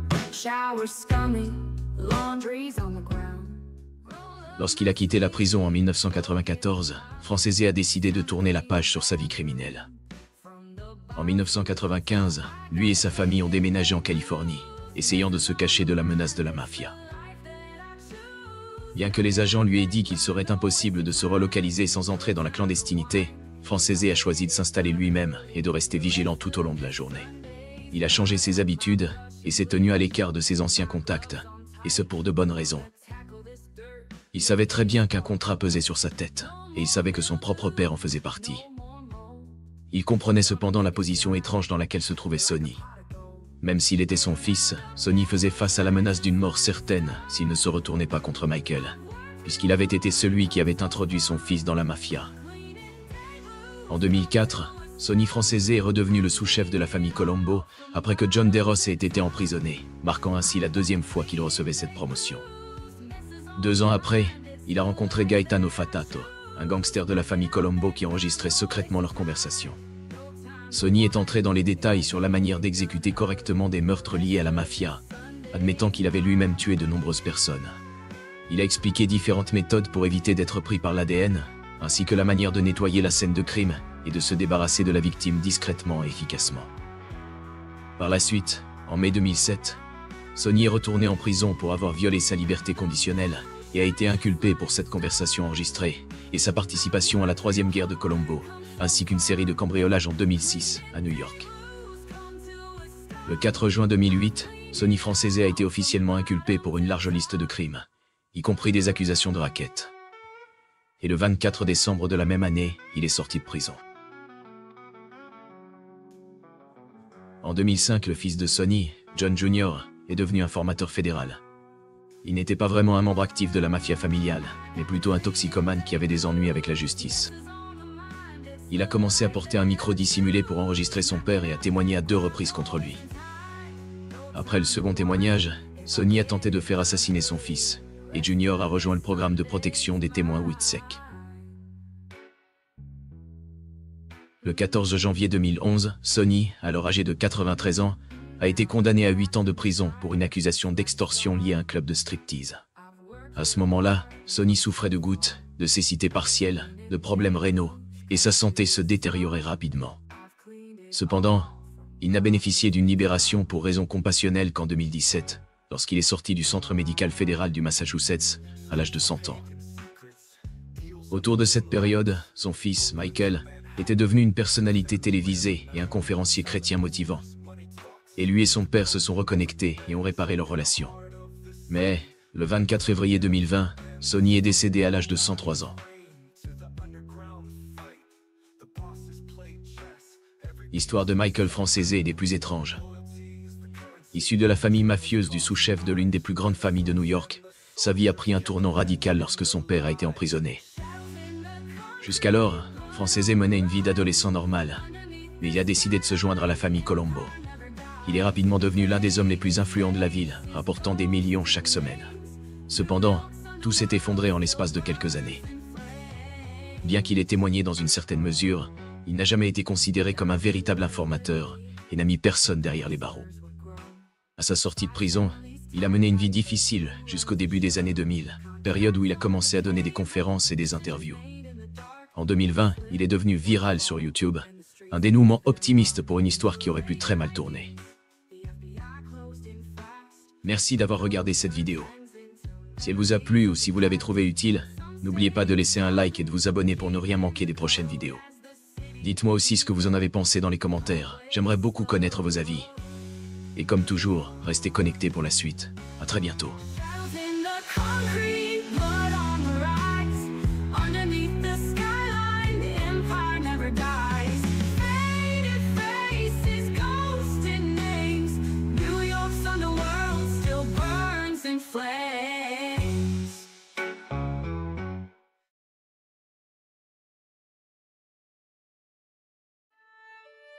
Dans les annales obscures du crime américain, un nom plane comme un spectre sur le monde souterrain.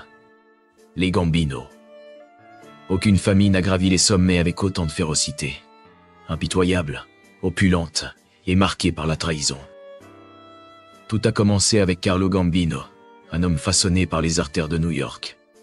Son esprit, un labyrinthe de stratagèmes plus tranchants qu'un stylet. Sa volonté, inébranlable, comme du fer forgé dans les feux des vendettas siciliennes. Tandis que les mers défilaient, son empire prospérait dans le silence. Un marionnettiste tirant des ficelles qui se terminaient dans le sang. Pourtant, le plus grand mystère n'était pas son pouvoir, mais comment il a échappé à 1000 lames prêtes à s'abattre sur lui. Son héritier, Paul Castellano, était un roi sans couronne, un PDG dans un monde de lames de rasoir. Des hommes qui avaient gravé leur nom dans les balles et les ecchymoses observaient avec mépris un trône occupé par un homme qui sentait l'eau de Cologne, pas la poudre à canon. Puis vint John Gotti, un contraste frappant avec Castellano. Charismatique et flamboyant, Gotti recherchait les projecteurs. Ses costumes impeccables et sa personnalité audacieuse en firent une star des tabloïds, tandis que son ascension fut aussi rapide qu'impitoyable. Mais son arrogance lui fut fatale. Son mode de vie ostentatoire attira une attention incessante des forces de l'ordre, précipitant sa chute et le déclin de la famille. Du silence stratégique de Gambino à la bravade imprudente de Gotti, l'héritage de la famille Gambino est une étude de contraste. Un rappel que même les empires les plus puissants peuvent s'effondrer sous le poids de leurs propres choix.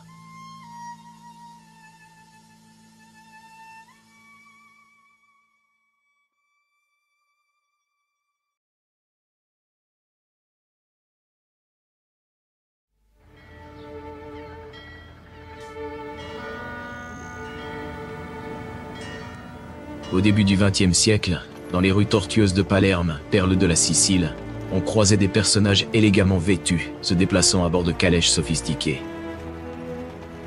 Bon nombre de ces hommes élégants appartenaient à la mafia, également connue sous le nom de Société d'honneur, une confrérie criminelle qui utilisait des codes d'honneur, des millions de lire et surtout, la violence pour contrôler tous les aspects de la vie quotidienne. Ces soi-disant hommes de respect faisaient la loi depuis des siècles. Il n'est donc pas surprenant que Palerme ait vu naître de nombreux puissants parrains de la mafia. Le 24 août 1902, naquit un garçon qui allait un jour bâtir l'empire criminel le plus puissant du monde. Son nom était Carlo Gambino. Issu d'une famille aisée et influente au réseau solidement ancré, Carlo baigna dès son enfance dans un environnement marqué par les ramifications de la Cosa Nostra. Plusieurs membres de son cercle familial ou social appartenaient à cette organisation clandestine, façonnant son quotidien sous leur aile protectrice. Il grandit dans un quartier où la mafia exerçait un règne sans partage, au point que les forces de l'ordre policiers comme militaires se voyaient contraints de renoncer à y pénétrer, témoignant de l'emprise absolue du crime organisé sur ces rues. Comme les autres de son âge, le jeune Carlo admirait les anciens de la mafia. Ces hommes de respect avaient tout ce qu'un homme pouvait désirer: le pouvoir et l'argent. Ils étaient traités comme des rois. Dans son adolescence, Carlo les regardait arpenter les rues de la ville, habillés de costumes impeccablement taillés. Tous les hommes ôtaient leurs chapeaux en leur présence, et les femmes leur faisaient la révérence en baisant leurs mains. L'homme qui impressionna le plus le jeune Carlo fut le chef de la Société d'honneur et l'un des hommes les plus puissants de Sicile, Don Vito Cascioferro. Doté d'un charisme magnétique et d'un courage inébranlable, Don Vito possédait une intuition criminelle que Carlo admirait profondément. Il avait élevé l'art de l'extorsion à un niveau supérieur. Alors que les mafieux précédents pillaient et détruisaient les commerces qui refusaient de coopérer, Don Vito y vit une opportunité bien plus grande. En exigeant des frais modérés pour la protection de la mafia, les commerçants pouvaient exercer leur activité sans crainte, tant qu'ils versaient leur part à Don Vito.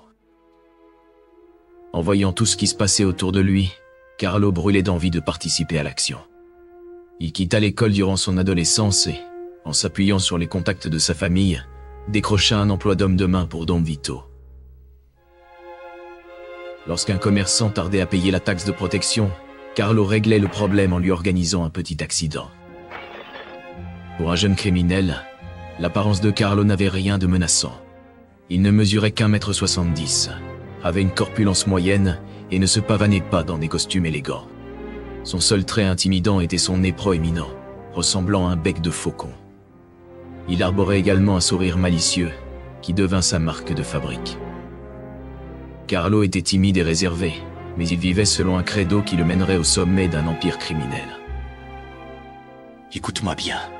Pour survivre dans ce monde, faut être moitié lion, moitié renard. Le renard, il sent les coups fourrés à 10 km. Et le lion, lui, il rugit tellement fort que les chacals y font dans leur froc. Tu mixes les deux, Capo. Et là, t'es intouchable. Carlo prouva à Don Vito et aux autres hommes de respect qu'il était à la fois un lion et un renard. Il exécutait tous leurs ordres avec une efficacité impitoyable et une ruse calculée. Dès son jeune âge, il était réputé pour sa grande ruse, une qualité que l'on désigne en Italie par le terme furberia, l'intelligence nécessaire pour orchestrer des crimes majeurs. À l'âge de 19 ans, les efforts et le travail acharné de Carlo furent récompensés par une intronisation officielle dans la Société d'honneur. Mais désormais, des événements en dehors de Palerme allaient façonner sa vie. Au début des années 1920, le fascisme gagnait en popularité à travers l'Italie. Son leader, Benito Mussolini, tolérait à peine la Société d'honneur. Donc, l'un de ses objectifs était de détruire la mafia. À l'époque, de nombreux jeunes mafiosi étaient convaincus que l'avenir en Sicile était sombre. Ils finiraient inévitablement en prison. Quant à ceux qui avaient des contacts en Amérique, ils n'hésitaient pas à les utiliser. Carlo, pour sa part, en possédait un grand nombre. Une partie de la famille de sa mère, les Castellano, un puissant clan mafieux, avait déjà émigré à New York. Avec son avenir en Sicile compromis, Carlo tourna son regard vers l'Amérique, où ses parents new-yorkais pouvaient l'introduire à une vie criminelle pleine d'opportunités en or. Ainsi, un jour de novembre 1921, le jeune Carlo fut clandestinement embarqué à bord d'un cargo en route pour l'Amérique. Sa famille avait versé une somme conséquente au capitaine pour qu'il escorte ce jeune homme privilégié à travers l'Atlantique. Un mois plus tard, le navire accosta à Norfolk, en Virginie, avec une cargaison de vin, d'anchois et d'olives. Vêtu de ses plus beaux habits du dimanche, un seul passager descendit lentement du navire. Carlo Gambino, à tout juste 19 ans, était arrivé. Et il fit son entrée comme s'il était le maître du monde. Ce n'était pas un petit gangster miteux. Il fut traité comme un prince aux ambitions princières qui ne laisserait rien ni personne se mettre en travers de son chemin.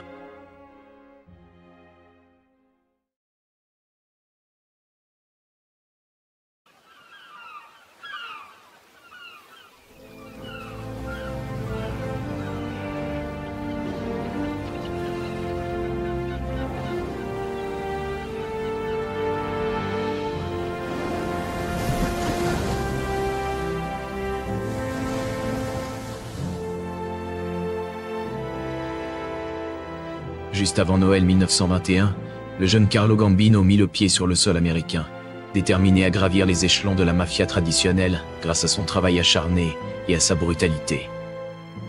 Mais Carlo avait un avantage sur les autres gangsters de sa génération. Ses parents américains, déjà membres du florissant monde souterrain de New York, lui louèrent un petit appartement près du front de mer de Brooklyn. Et ils ne perdirent pas de temps pour l'initier aux raquettes. C'était l'époque de la prohibition, et le public avait soif d'alcool illégal. Partout en Amérique, le crime organisé assurait l'approvisionnement en alcool et en récoltait les profits. Parmi les bootleggers les plus actifs de New York se trouvaient les premiers cousins de Carlo, les Castellano. Comme de nombreuses entreprises du secteur à cette époque, leur véhicule était en réalité dédié à l'acheminement clandestin de spiritueux. C'est dans ce contexte que Gambino endossa un double rôle. Conducteur habile et à l'occasion, vigile armé. Les rivalités entre gangs de bootleggers étaient telles que les vols de cargaison entre réseaux concurrents exigeaient une protection rapprochée, transformant chaque trajet en mission à haut risque. Alors que Carlo s'enfonçait davantage dans les méandres du crime organisé, il fut présenté à Joe the Boss Masseria, figure incontournable de la pègre new-yorkaise. Ce Sicilien, représentant de la tradition des hommes d'honneur, régnait sans partage sur un empire clandestin spécialisé dans le trafic d'alcool. Carlo, voyant une opportunité de progresser, se mit à travailler pour lui. Grâce à son sens aigu des affaires et à une organisation hors pair, il devint rapidement indispensable à tous ceux pour qui il travaillait. Mais Gambino était perfide dans l'âme. Il savait que s'accrocher à un seul patron pouvait le condamner à mort face à un gang rival. De plus, son ambition dévorante ne laissait aucune place à une loyauté durable envers quiconque, y compris Joe the Boss. Au début des années 1930, le patron de Carlo était engagé dans une sanglante guerre de territoire contre un rival sicilien de longue date, Salvatore Maranzano. Les jeunes gangsters, dont Carlo, estimaient que ce combat déchirait la mafia de l'intérieur. Parmi les proches de Carlo figurait le redoutable Lucky Luciano, cerveau calculateur et stratège visionnaire. Ce dernier, ambitionnant de redessiner les rapports de force au sein de l'organisation, mit au point un stratagème machiavélique visant à écarter définitivement le chef vieillissant. Bon, on va pas tourner autour du pot. Les vieux cons sont en train de foutre tout en l'air. Leur putain de guerre de territoire, leur code d'honneur à la con. Ça rime à rien. Ouais, c'est une putain de pagaille. Tout ça pour prouver qui a la plus grosse. Exactement. Et pendant qu'ils se branlent sur leur fierté, nous on pourrait se remplir les poches. Mais pour ça, faut faire le ménage. Tu veux dire les descendre? S'ils veulent pas bouger, ouais. Ces fils de pute sont déjà morts. Ils le savent même pas encore. Mais pourquoi t'as besoin de moi? T'as déjà une armée de salopards à tes ordres. Parce que t'es pas juste un bourrin. T'as un cerveau, Carlo. T'es patient, vicieux quand il faut. Et surtout, t'as pas cette putain d'ego qui fait tout foirer. Pff, c'est marrant venant du mec qui veut buter son propre boss. Maranzano est un vieux con. Il pense pouvoir me traiter comme un chien. Putain, t'es vraiment un enfoiré. C'est pour ça que je gagne toujours. Maintenant, t'as deux choix. Tu viens avec moi et on devient les maîtres de cette ville. Ou tu restes fidèle à ces cadavres ambulants et tu crèves comme un chien. Si je te suis, je veux ma part. Et pas de promesses en l'air. T'auras ta part. Une montagne de fric. Le pouvoir de vie ou de mort sur n'importe qui. Et personne pour te faire chier. Mais si tu me trahis, je te déterre juste pour t'achever une deuxième fois. Ça marche. Mais si tu me l'as fait à l'envers, je te coupe les couilles et je te les fais bouffer. Voilà pourquoi j'ai besoin de toi. T'as les gros. Alors, marché conclu? Ouais, marché conclu. Carlo le renard apporta discrètement son soutien au plan de Lucky, s'assurant ainsi une position favorable pour un futur rôle de leader, sans prendre de grands risques. Comme beaucoup à cette époque, son objectif devint simple. S'enrichir le plus vite possible, sans se soucier des anciennes règles et codes de la mafia sicilienne. Le 15 avril 1931, Luciano invita Masseria à déjeuner dans un restaurant de Coney Island. Alors que Lucky s'éclipsa brièvement de la table, 4 hommes armés entrèrent soudainement et exécutèrent Joe the Boss. Avec la mort de Masseria, plusieurs de ces hommes, dont Carlo Gambino, rallièrent le camp du nouveau patron, Salvatore Maranzano. Mais cette alliance ne dura pas longtemps. Maranzano se réjouissait d'avoir à son service ces jeunes voyous intelligents et ambitieux. Mais il ignorait que ces mêmes hommes tramaient déjà son assassinat, avec l'intention de prendre le contrôle total. Et c'est exactement ce qu'ils firent. Sur ordre de Charlie, Maranzano fut abattu et poignardé à mort dans son bureau. Avec sa disparition, une nouvelle génération menée par Luciano prit le pouvoir. Et Carlo avait joué ses cartes à la perfection. Des cartes habilement distribuées par son ami Luciano, qui transforma le monde souterrain en une véritable entreprise, donnant à chaque gang majeur un vote au sein d'un conseil d'administration. Par conséquent, Carlo fut placé sous l'autorité de Vincent Mangano, le puissant patron contrôlant le port de Brooklyn. Depuis cette position stratégique, Carlo commença à tracer son chemin vers la création de son propre empire criminel. Il apprit à gérer divers rackets mafieux, allant du prêt usuraire au jeu de chiffres, en passant par le vol de cargaison. Le talent de Carlo pour les affaires porta rapidement ses fruits. À seulement 29 ans, il fut promu capo, ou capitaine, à la tête de son propre groupe, et l'un des premiers hommes qu'il choisit pour son équipe fut son jeune cousin, Paul Castellano. Fils d'un bookmaker de Brooklyn, Paul était lui aussi issu du monde du crime organisé. Carlo, ayant appris de première main le déroulement des guerres mafieuses, savait qu'un gangster devait toujours se méfier de ses subalternes. Pourtant, il avait pleinement confiance en Paul, un véritable parent de sang. Ainsi, en passant moins de temps à surveiller ses arrières, Carlo pouvait se consacrer pleinement à planifier son ascension vers le pouvoir. Il ne faisait confiance qu'à ceux qui avaient toujours été à ses côtés. Il érigeait ainsi un cercle restreint autour de lui, dans lequel seuls les véritables membres de sa famille pouvaient pénétrer. Les liens du sang occupaient une place primordiale dans la vie de Carlo, certains affirmant même qu'il y accordait une importance excessive. En 1932, alors qu'il avait 30 ans, il scella ses liens avec la famille Castellano en épousant Catherine, la sœur de Paul. Il est surprenant que Carlo Gambino ait épousé Catherine Castellano, sa cousine germaine, d'autant plus qu'en tant que bon catholique, un tel mariage était normalement proscrit. Cependant, la puissance des Castellano dans la mafia était telle que ce lien de sang ne pouvait être négligé.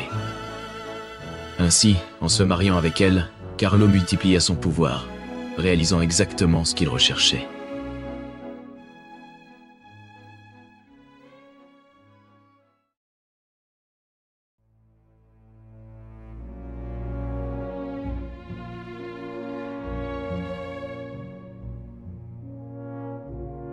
Carlo et Catherine s'installèrent dans une modeste maison mitoyenne à Brooklyn, où ils élevèrent ensemble 3 fils et une fille. D'après tous les témoignages, Carlo était un mari dévoué et un homme de famille. Cependant, ni le mariage ni la vie familiale ne purent étouffer son insatiable appétit de pouvoir et d'argent. L'abrogation de la prohibition en 1933 imposa de nouvelles difficultés à de nombreux mafieux, asséchant leur lucrative opération de contrebande d'alcool. Mais Carlo découvrit rapidement une nouvelle opportunité de profit dans le domaine de l'alcool de contrebande. En esquivant les taxes, il parvenait à vendre à des prix bien inférieurs à ceux de ses concurrents légitimes, amassant ainsi sa première grande fortune. Cependant, son succès n'échappa pas à la loi. En 1937, il fut condamné pour évasion fiscale liée à une distillerie illégale produisant 1 million de gallons à Philadelphie. Néanmoins, Carlo s'en sortit avec une condamnation assortie d'un sursis. En 1941, alors que l'Amérique entrait dans la Seconde Guerre mondiale, Carlo cherchait déjà à tirer profit du conflit. Dans le cadre de l'effort de guerre, le gouvernement rationna des biens essentiels tels que la viande, le chocolat, les bas en nylon et l'essence, rendant les coupons de rationnement presque aussi précieux que de l'or. Gambino et son équipe mirent alors au point des méthodes ingénieuses pour les dérober et les accumuler. Lorsque le gouvernement commença à sécuriser ses coupons en les stockant dans des banques, Gambino se contenta de soudoyer des fonctionnaires corrompus pour les récupérer. Il ne fallut pas longtemps avant que Carlo réalise son prochain million sur le marché noir. Mais il ne comptait pas s'arrêter là. Carlo voyait des opportunités partout, y compris dans un secteur que peu de mafieux osaient toucher à l'époque, les bars gays. Carlo ne fréquentait pas ces établissements et ne s'intéressait guère à leur ambiance. Ce qu'il comprenait, c'était que de nombreux homosexuels étaient des avocats, des médecins et d'autres professionnels influents. À cette époque, ces personnes étaient bien plus vulnérables au chantage qu'aujourd'hui. Loin de soutenir la communauté gay, Carlo et son organisation soutenaient avant tout leur propre train de vie. Ils utilisèrent ces bars non seulement comme une source de revenus, mais aussi comme un outil de chantage, extorquant d'importantes sommes d'argent à ceux qui craignaient d'être exposés.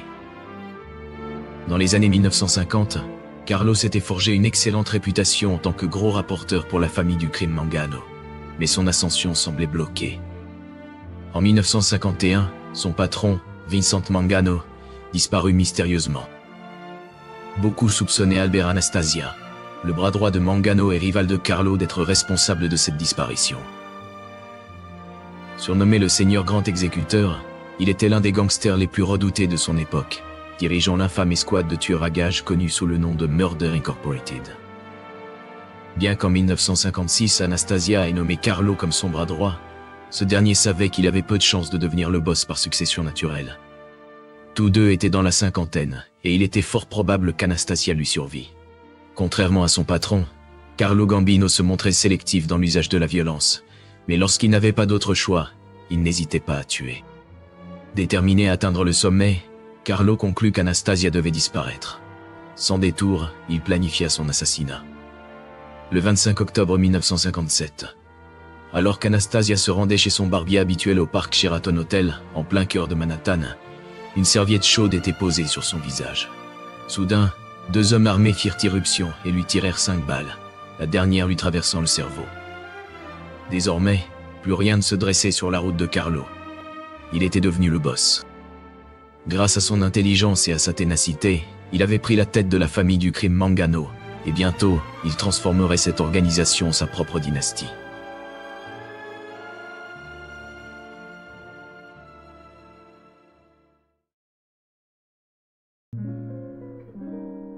Did that object just spawn just now when I was mowing the lawn?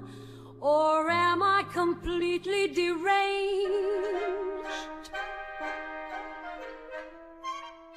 À 55 ans, Carlo Gambino avait enfin réalisé son ambition ultime, devenir le boss d'une famille du crime. Après avoir éliminé ses adversaires pour atteindre le sommet, il exploita son pouvoir pour enfreindre la loi et s'enrichir. La famille du crime, qui portait désormais son nom, contrôlait déjà le front de mer de Brooklyn. Mais conscient que l'avenir reposait sur la diversification, Carlo développa ses activités dans divers rackets, notamment les jeux d'argent, la manipulation des appels d'offres dans la construction et même la fraude boursière à Wall Street. En 1962, il consolida son pouvoir en orchestrant le mariage de son fils aîné, Tommy, avec la fille d'un grand patron new-yorkais, Thomas Lucchese. Cette union stratégique permit rapidement à Gambino d'accéder à un autre racket lucratif et résolument moderne. Lucchese se lança dans une activité florissante en détournant le fret de l'aéroport John F. Kennedy, tout en soudoyant les syndicats chargés de sa gestion. Par la suite, il permit à son ami Carlo Gambino de tirer profit de ce racket. Gambino avait réussi à s'infiltrer dans ce qui était désormais le plus grand port d'entrée du pays, et l'argent coulait à flot. Ces hommes corrompaient les employés de l'aéroport afin qu'ils l'informent dès l'arrivée de cargaisons précieuses. Carlo a élargi également son empire criminel en prenant le contrôle d'un autre racket. l'extorsion de l'industrie du vêtement new-yorkaise, responsable de 70% de tous les vêtements vendus aux États-Unis. En infiltrant les petits mais puissants syndicats de camionneurs, Gambino pouvait exiger un pourcentage sur chaque vêtement vendu. Si les entreprises ne payaient pas, leurs marchandises n'atteignaient pas le marché. Fidèle à l'ancienne tradition mafieuse de l'omerta, Gambino menait ses affaires dans sa maison de Brooklyn en code, afin de contrecarrer toute tentative des forces de l'ordre d'espionner ses réunions. S'il se réunissait avec ses capots dans la salle de réunion de sa maison, pour décider si un individu devait être tué ou non, Carlo se contentait simplement de hocher la tête. Lors des réunions, il s'exprimait très rarement, ce qui rendait son filage particulièrement ardu.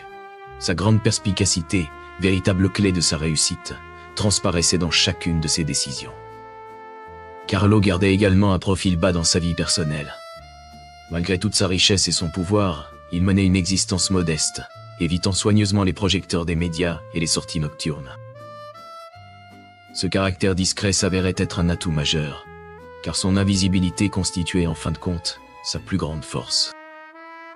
C'était un homme qui se donnait tellement de mal pour vivre dans une petite maison modeste, qui se donnait tellement de mal pour ne pas avoir de grosses Cadillac noires étincelantes et tape à l'œil. Il roulait plutôt dans une Oldsmobile grise. Au milieu des années 60, Carlo entrait dans sa soixantaine, vieillissant avec élégance et arborant l'apparence d'un grand-père plutôt que celle d'un parrain impitoyable. Il cultivait soigneusement l'image d'un vieil immigré inoffensif et humble.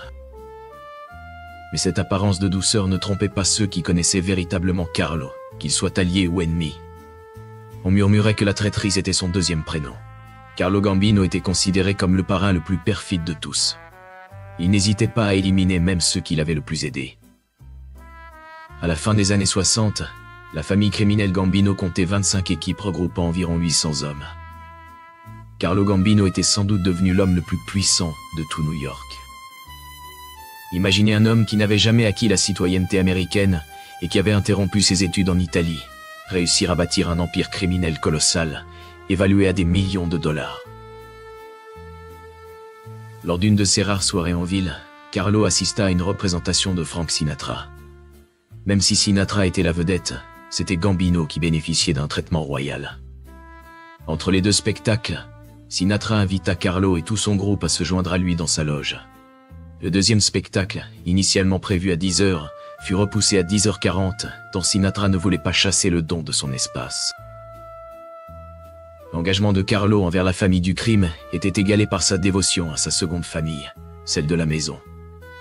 Pour préserver son fils aîné Tommy des dangers de ce milieu violent, Carlo l'envoya étudier au Manhattan College, une initiative rare pour les enfants de parrains de la mafia.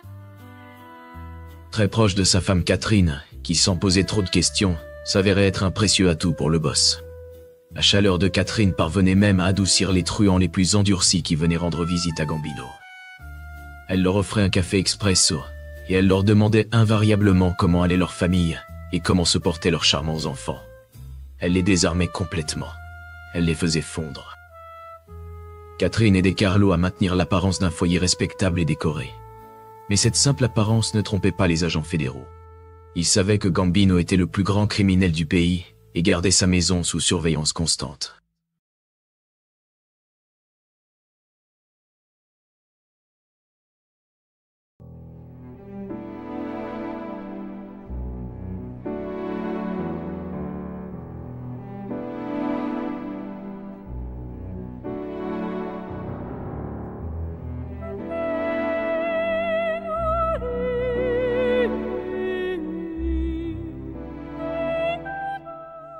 La fin des années 60 marqua le début du déclin de la fortune de Gambino.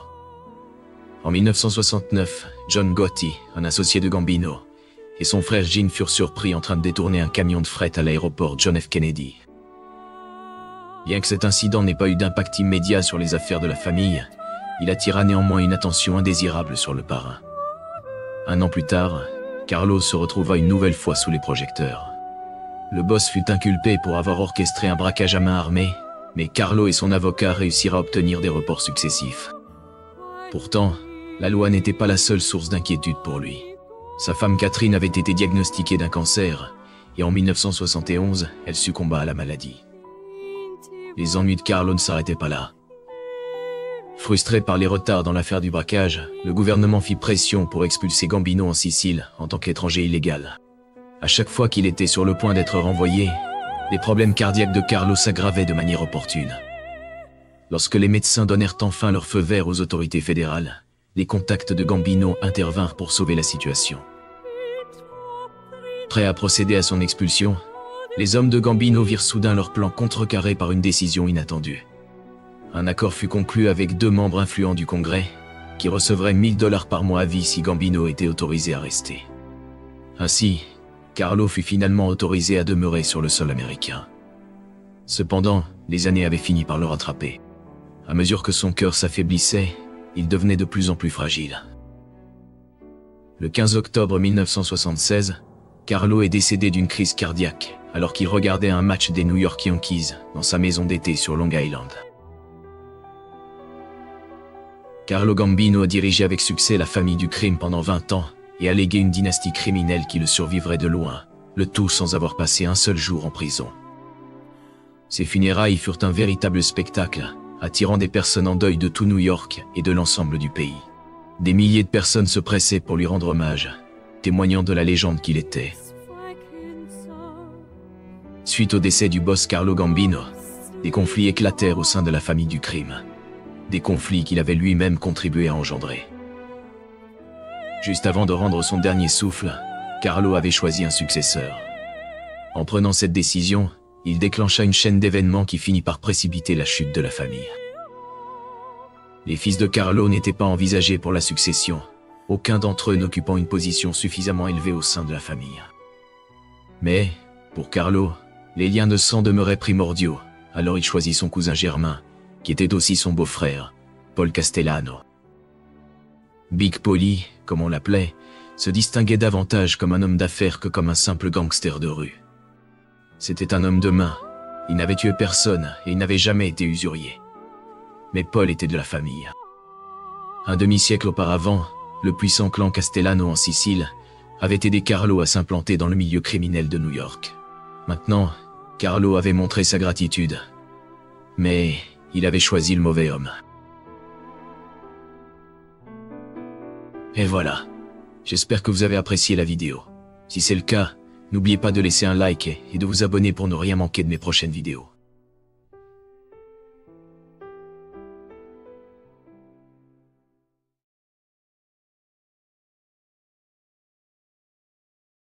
Keep this in our mind.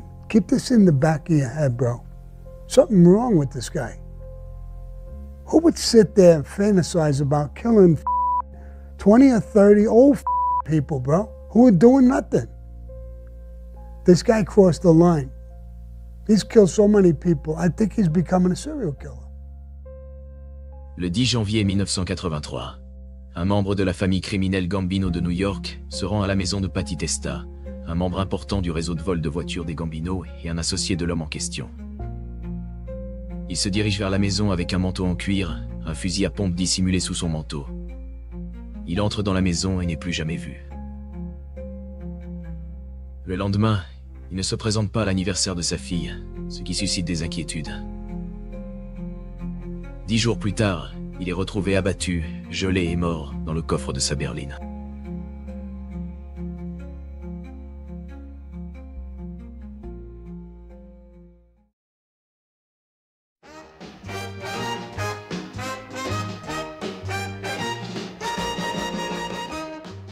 Nous sommes en 1940. Un enfant du nom de Roy DeMeo naît à Brooklyn, New York, dans une famille d'immigrants italiens.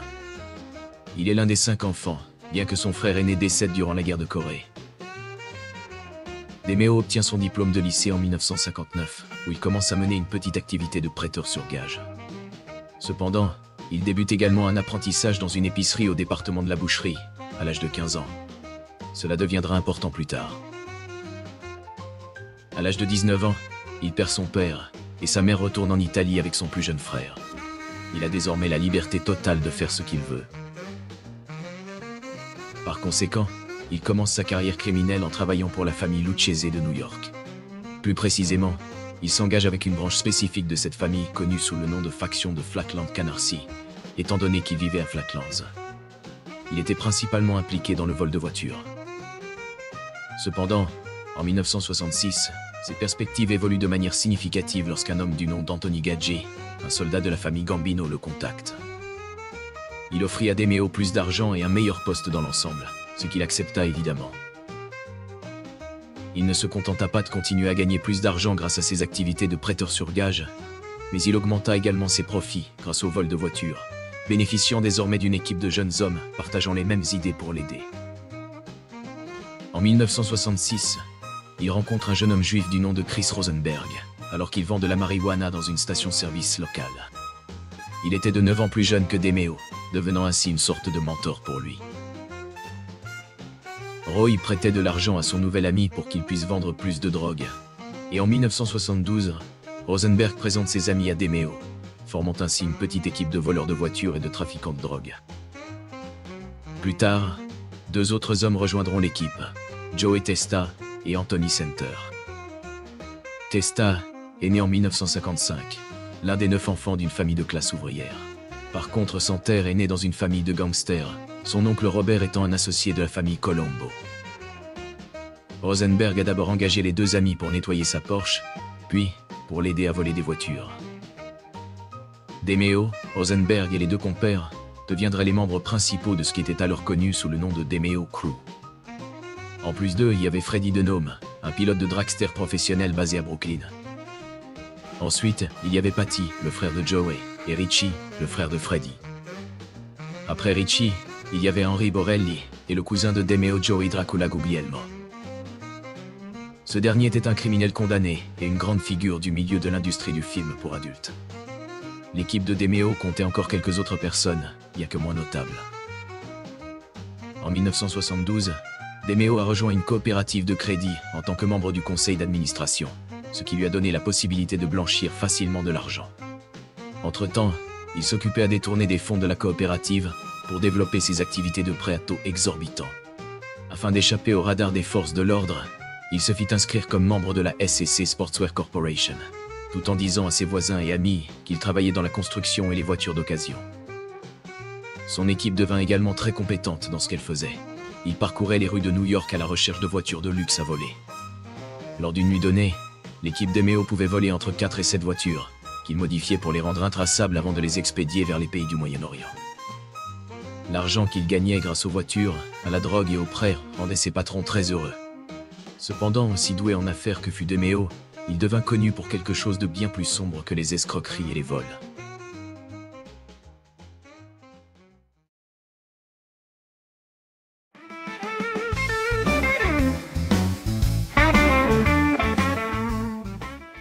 Nous sommes en 1973.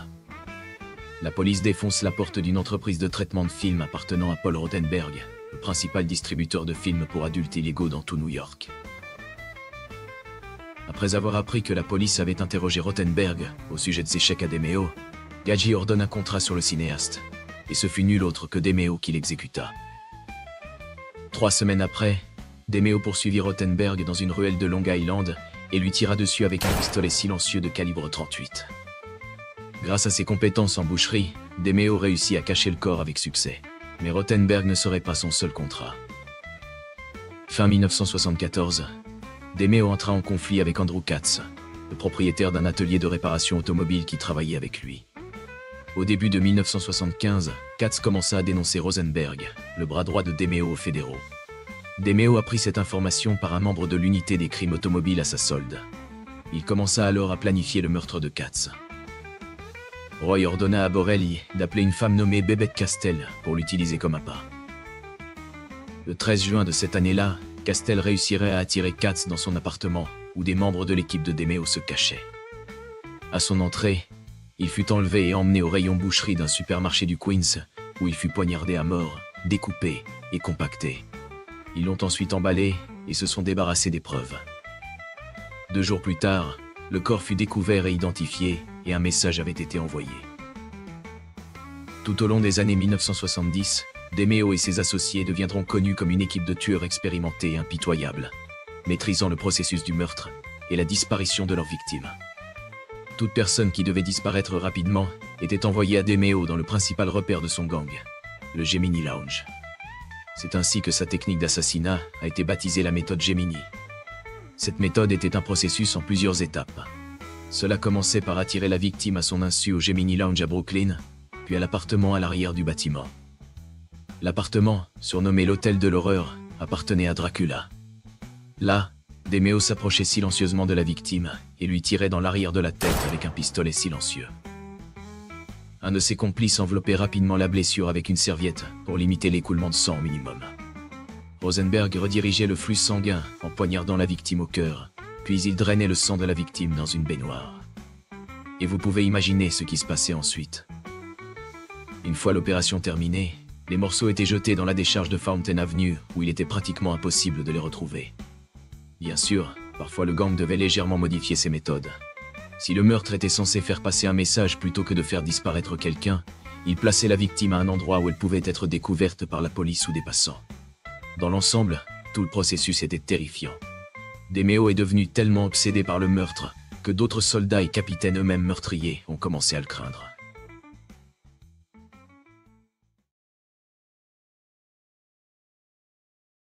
He may not live in a mansion, there's no power that he wields, but the fact is... À la fin de l'année 1975, l'empire criminel de DeMeo prit une nouvelle dimension. Son appétit pour la violence et la dépravation ne cessant de croître. Une opportunité se présenta lorsqu'un tenancier de maison close au New Jersey se trouva dans l'incapacité d'honorer ses dettes usuraires. DeMeo saisit cette occasion pour devenir copropriétaire de l'établissement, étendant ainsi son influence dans le monde interlope. Il étendit son réseau illégal dans l'industrie pornographique, exploitant sa récente acquisition pour diffuser des contenus extrêmes et illicites. Cette expansion attira l'attention du Gaji, qui tenta d'intimider DeMeo en le menaçant de le tuer s'il persistait dans la distribution de ses films. Cependant, DeMeo fit fi de ses avertissements et poursuivit ses activités sans relâche. Face à cette détermination, Gaji finit par renoncer à s'opposer à lui, laissant DeMeo opérer sans entrave.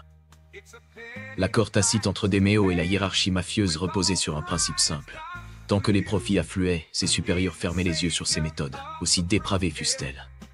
Gaji, intermédiaire dans ce système, s'assurait que l'argent remontait jusqu'au patron, garantissant ainsi une forme d'impunité à DeMeo. En parallèle, ce dernier s'aventura dans le commerce de stupéfiants, bravant l'interdiction formelle imposée par la famille criminelle. Cette transgression, ajoutée à ses autres activités illicites, finit par éveiller les soupçons des forces de l'ordre. Les autorités commencèrent à porter une attention particulière à ce criminel, dont l'audace semblait n'avoir aucune limite. Vers la fin de l'année 1975, les finances de DeMeo attirèrent l'attention de l'IRS. L'agence fiscale américaine entama une enquête approfondie sur l'origine de ses revenus, soupçonnant des activités illégales. Cependant, DeMeo fit preuve d'une ruse remarquable pour déjouer cette surveillance. Il produisit un faux affidavit censé provenir de la coopérative de crédit où il prétendait travailler. Ce document fallacieux attestait de son emploi, offrant ainsi une apparence de légitimité à ses revenus. L'audace de cette manœuvre résidait dans le fait que la coopérative en question avait cessé d'exister plusieurs mois auparavant. Malgré ce subterfuge risqué, DeMeo parvint à tromper les autorités fiscales, échappant temporairement à leurs investigations et préservant sa façade de respectabilité. Puis, la famille Gambino a fait son entrée dans l'histoire de DeMeo au milieu de l'année 1976. Cette arrivée marque probablement un tournant significatif dans ses activités criminelles. Un bouleversement majeur secoua la famille Gambino en 1976.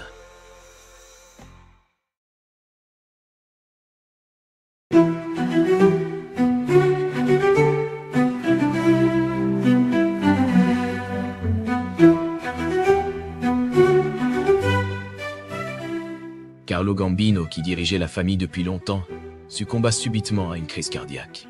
Cette disparition inattendue créa un vide au sommet de l'organisation criminelle. Dans ce contexte de succession, Paul Castellano, surnommé Big Paulie, émergea comme le successeur naturel. À 60 ans, Castellano jouissait d'une solide réputation au sein de la famille, reconnu pour sa fidélité et son expertise dans les activités criminelles sophistiquées, notamment les délits en col blanc. L'ascension de Castellano eut des répercussions immédiates sur la hiérarchie, notamment pour l'équipe de DeMeo. Le premier changement significatif fut la promotion de Gaji, qui passa du statut de simple soldat à celui de capitaine. Cette promotion laissait présager une réorganisation plus large au sein de la structure criminelle, avec des implications potentielles pour les activités de DeMeo et son équipe. L'arrivée de Castellano au pouvoir ne se traduisit pas par une intégration immédiate de nouveaux membres. Il opta plutôt pour une restructuration en profondeur de l'organisation familiale. Cette approche reflétait la nature même de Castellano, un criminel sophistiqué plus à l'aise dans les milieux d'affaires et les cercles huppés que dans les ruelles sombres du crime de rue. Cette orientation col blanc de Castellano engendra un fossé culturel au sein de la famille. Il avait tendance à considérer les hommes de main, ceux qui opéraient dans la rue, comme des brutes sans finesse ni intelligence. Dans ce contexte, la réputation grandissante de DeMeo posait un problème particulier. Sa notoriété croissante pour sa cruauté et son penchant pour la violence extrême ne cadrait pas avec l'image plus policée que Castellano cherchait à donner à ses opérations. La brutalité de DeMeo, loin d'être un atout, devenait potentiellement un handicap dans cette nouvelle configuration du pouvoir mafieux.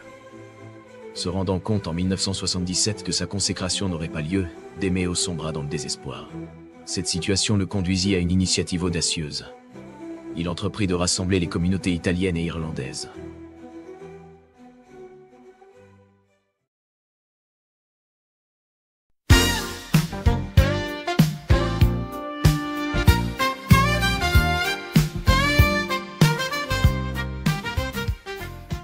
La scène criminelle new-yorkaise de 1977 fut marquée par un rapprochement inattendu. En quête d'influence, DeMeo se tourna vers les Westies, une importante mafia irlandaise. Mickey Spillane, à la tête des Westies, s'était aventuré sur un terrain glissant en rackettant le chantier du centre Javits, provoquant l'ire de Castellano.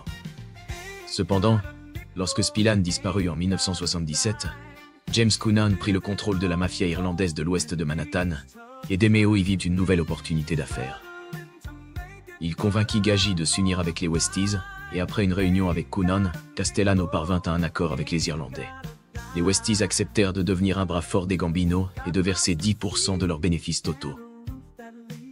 L'alliance forgée par DeMeo porta ses fruits en 1977. Les Westies, en échange de leur loyauté, se virent offrir une part lucrative du gâteau syndical contrôlé par la famille italienne. Cette manœuvre stratégique apaisa Castellano, ouvrant à DeMeo les portes de la consécration tant convoitée. Fraîchement adoubé, il se vit confier un rôle crucial, celui de pont entre sa famille d'adoption et leurs nouveaux alliés irlandais. Les meurtres ne s'arrêtèrent cependant pas. En 1977, l'équipe de DeMeo exécuta Jonathan Quinn et sa petite amie, qu'ils croyaient collaborer avec les autorités, et ils jetèrent les corps publiquement comme un message. Puis, en 1978, le premier membre de l'équipe fut tué. Un membre nommé Ed Grillo s'était endetté envers DeMeo, et DeMeo craignait qu'il ne se tourne vers les autorités. En conséquence, ils l'exécutèrent selon la méthode Gemini. L'affaire Rosenberg marqua un tournant critique pour l'équipe DeMeo. Ce proche collaborateur, presque un fils pour DeMeo, plongea le groupe dans le chaos suite à une transaction de drogue maladroite avec des Cubains de Floride. L'exécution impromptue de ces derniers à New York déclencha la colère du cartel, exigeant réparation sous peine de représailles sanglantes. Gaggi voulait que Rosenberg disparaisse, mais DeMeo ne pouvait pas se résoudre à le faire. De tous les gens, Rosenberg était pratiquement le fils de DeMeo. C'était un homme qu'il ne pouvait pas tuer. Cependant, en raison de ses actions, DeMeo devint de plus en plus paranoïaque. Pendant des mois, cette peur ne fit que croître, altérant son jugement et sa prudence habituelle. Autrefois maître de son destin, il se retrouvait à présent prisonnier de ses propres angoisses, sur le point de commettre une erreur qui allait s'avérer fatale.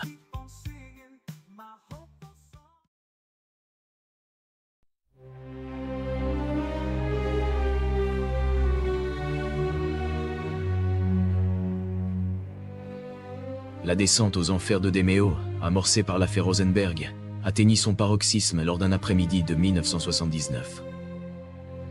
Ce jour-là, le destin de Dominic Ragucci, un simple étudiant, allait tragiquement croiser celui du mafieux paranoïaque.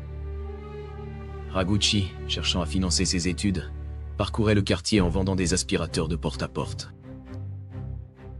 Son camion, innocemment garé devant la maison de DeMeo, devint le catalyseur d'une réaction en chaîne désastreuse. En raison de la couleur de peau plus sombre de Ragucci et des circonstances de la situation, lui et ses hommes poursuivirent le pauvre étudiant sur plus de 7 km, l'exécutant en pleine rue devant tout le monde. DeMeo prit immédiatement sa famille et se cacha, les emmenant dans un hôtel dans le nord de l'État de New York, loin de tout le monde. Lorsqu'il apprit qu'il avait tué un adolescent innocent, cette révélation le plongea dans une profonde dépression. Pendant des semaines, rongé par la culpabilité et le remords, il perdit l'appétit, incapable de se nourrir correctement. Cela a également empiré sa relation avec sa femme. Elle savait très bien dans quel domaine travaillait son mari, mais maintenant que c'était révélé au grand jour, les choses sont devenues tendues. Cette exécution avait toutefois causé un autre problème à DeMeo.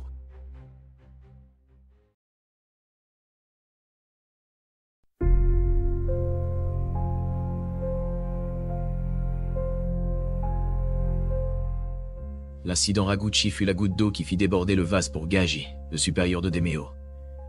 Excédé par l'irrationalité croissante de son subordonné, il prit une décision radicale. Le 11 mai 1979, il donna un ordre sans appel à DeMeo.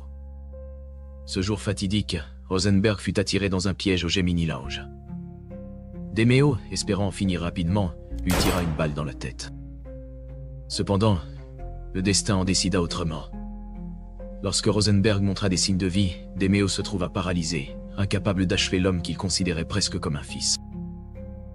Face à l'hésitation de DeMeo, Santer, un autre membre de l'équipe, prit les choses en main. Sans état d'âme, il exécuta froidement Rosenberg, mettant fin à la fois à la vie du jeune homme et à l'ère de DeMeo en tant que tueur impitoyable. L'exécution de Rosenberg ne marqua que le début d'une spirale descendante pour DeMeo. Pour satisfaire la soif de vengeance des Cubains, le cadavre de Rosenberg fut mis en scène de manière spectaculaire.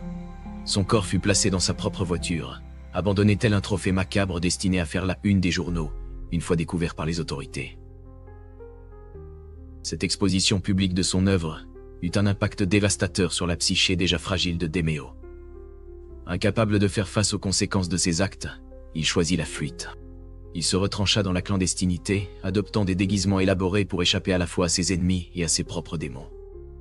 Malgré la spirale autodestructrice dans laquelle DeMeo était plongé, ses activités criminelles continuaient de prospérer de manière surprenante. À la fin de 1979, son réseau de vols de voitures atteignit une envergure impressionnante. Ce réseau, l'un des plus importants du pays, témoignait de l'ampleur et de la sophistication des opérations de DeMeo. Chaque semaine, des centaines de voitures volées prenaient la route du Moyen-Orient, accompagnées de cargaisons de cigares et de magazines pour adultes. Fin 1979, un nouvel épisode sanglant vint ébranler l'organisation criminelle, impliquant directement Gaggi et DeMeo. Au cœur de ce drame se trouvaient James Ippolito et son fils, tous deux hommes de main sous les ordres de Gaggi. Ippolito avait tenté de dénoncer le trafic de drogue de DeMeo à Castellano, mais Castellano, bien sûr, s'est rangé du côté de Gaggi et a commandité un contrat sur les accusateurs. L'affaire culmina dans une fusillade impliquant directement Gaggi et DeMeo. Cet épisode violent démontrait que même les membres établis de l'organisation n'étaient pas à l'abri des règlements de comptes internes. Cependant, lors de cette exécution, un témoin aperçut Gaggi sur les lieux, et il fut condamné à une peine de 5 à 15 ans. Par contre, DeMeo ne fut jamais aperçu sur les lieux du meurtre, mais il tua le témoin après la fin du procès.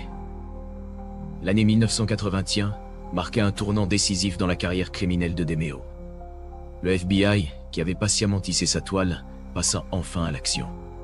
Une perquisition dévastatrice de l'entrepôt de DeMeo mit au jour suffisamment de preuves pour justifier l'arrestation de 2 membres clés de son organisation, Borelli et Denome. Les années 80 ont été une mauvaise période pour la mafia italo-américaine. Alors que leurs homologues en Italie fuyaient la police et se cachaient pendant les années de plomb, les Américains étaient arrêtés et tués en masse. Ils n'avaient pas le temps de supporter l'irrationalité de DeMeo. Le problème majeur, cependant, était que personne n'était réellement prêt à tuer DeMeo. Ils avaient trop peur de son équipe, donc la tâche fut finalement confiée à quelqu'un au sein de l'équipe elle-même.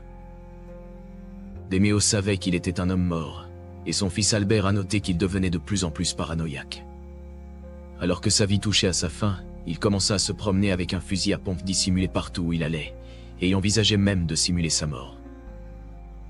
Le 10 janvier 1983, DeMeo se rendit chez Patti Testa. Ce soir-là, il ne se présenta pas à l'anniversaire de sa fille, ce qui était très inhabituel pour lui. Les événements prirent une tournure sinistre lorsque son fils fit une découverte alarmante. Tous les effets personnels de son père étaient rassemblés dans son bureau, comme s'il avait anticipé le pire. Le 20 janvier, une découverte macabre mit fin à toute spéculation sur le sort de DeMeo. Son corps sans vie fut retrouvé dans le coffre de sa propre Cadillac, abattu et figé par le froid hivernal. Cette scène glaçante marquait la fin brutale d'un des criminels les plus redoutés de son époque. Merci de m'avoir accompagné aujourd'hui. Si vous avez aimé la vidéo, pensez à laisser un like et à vous abonner à la chaîne.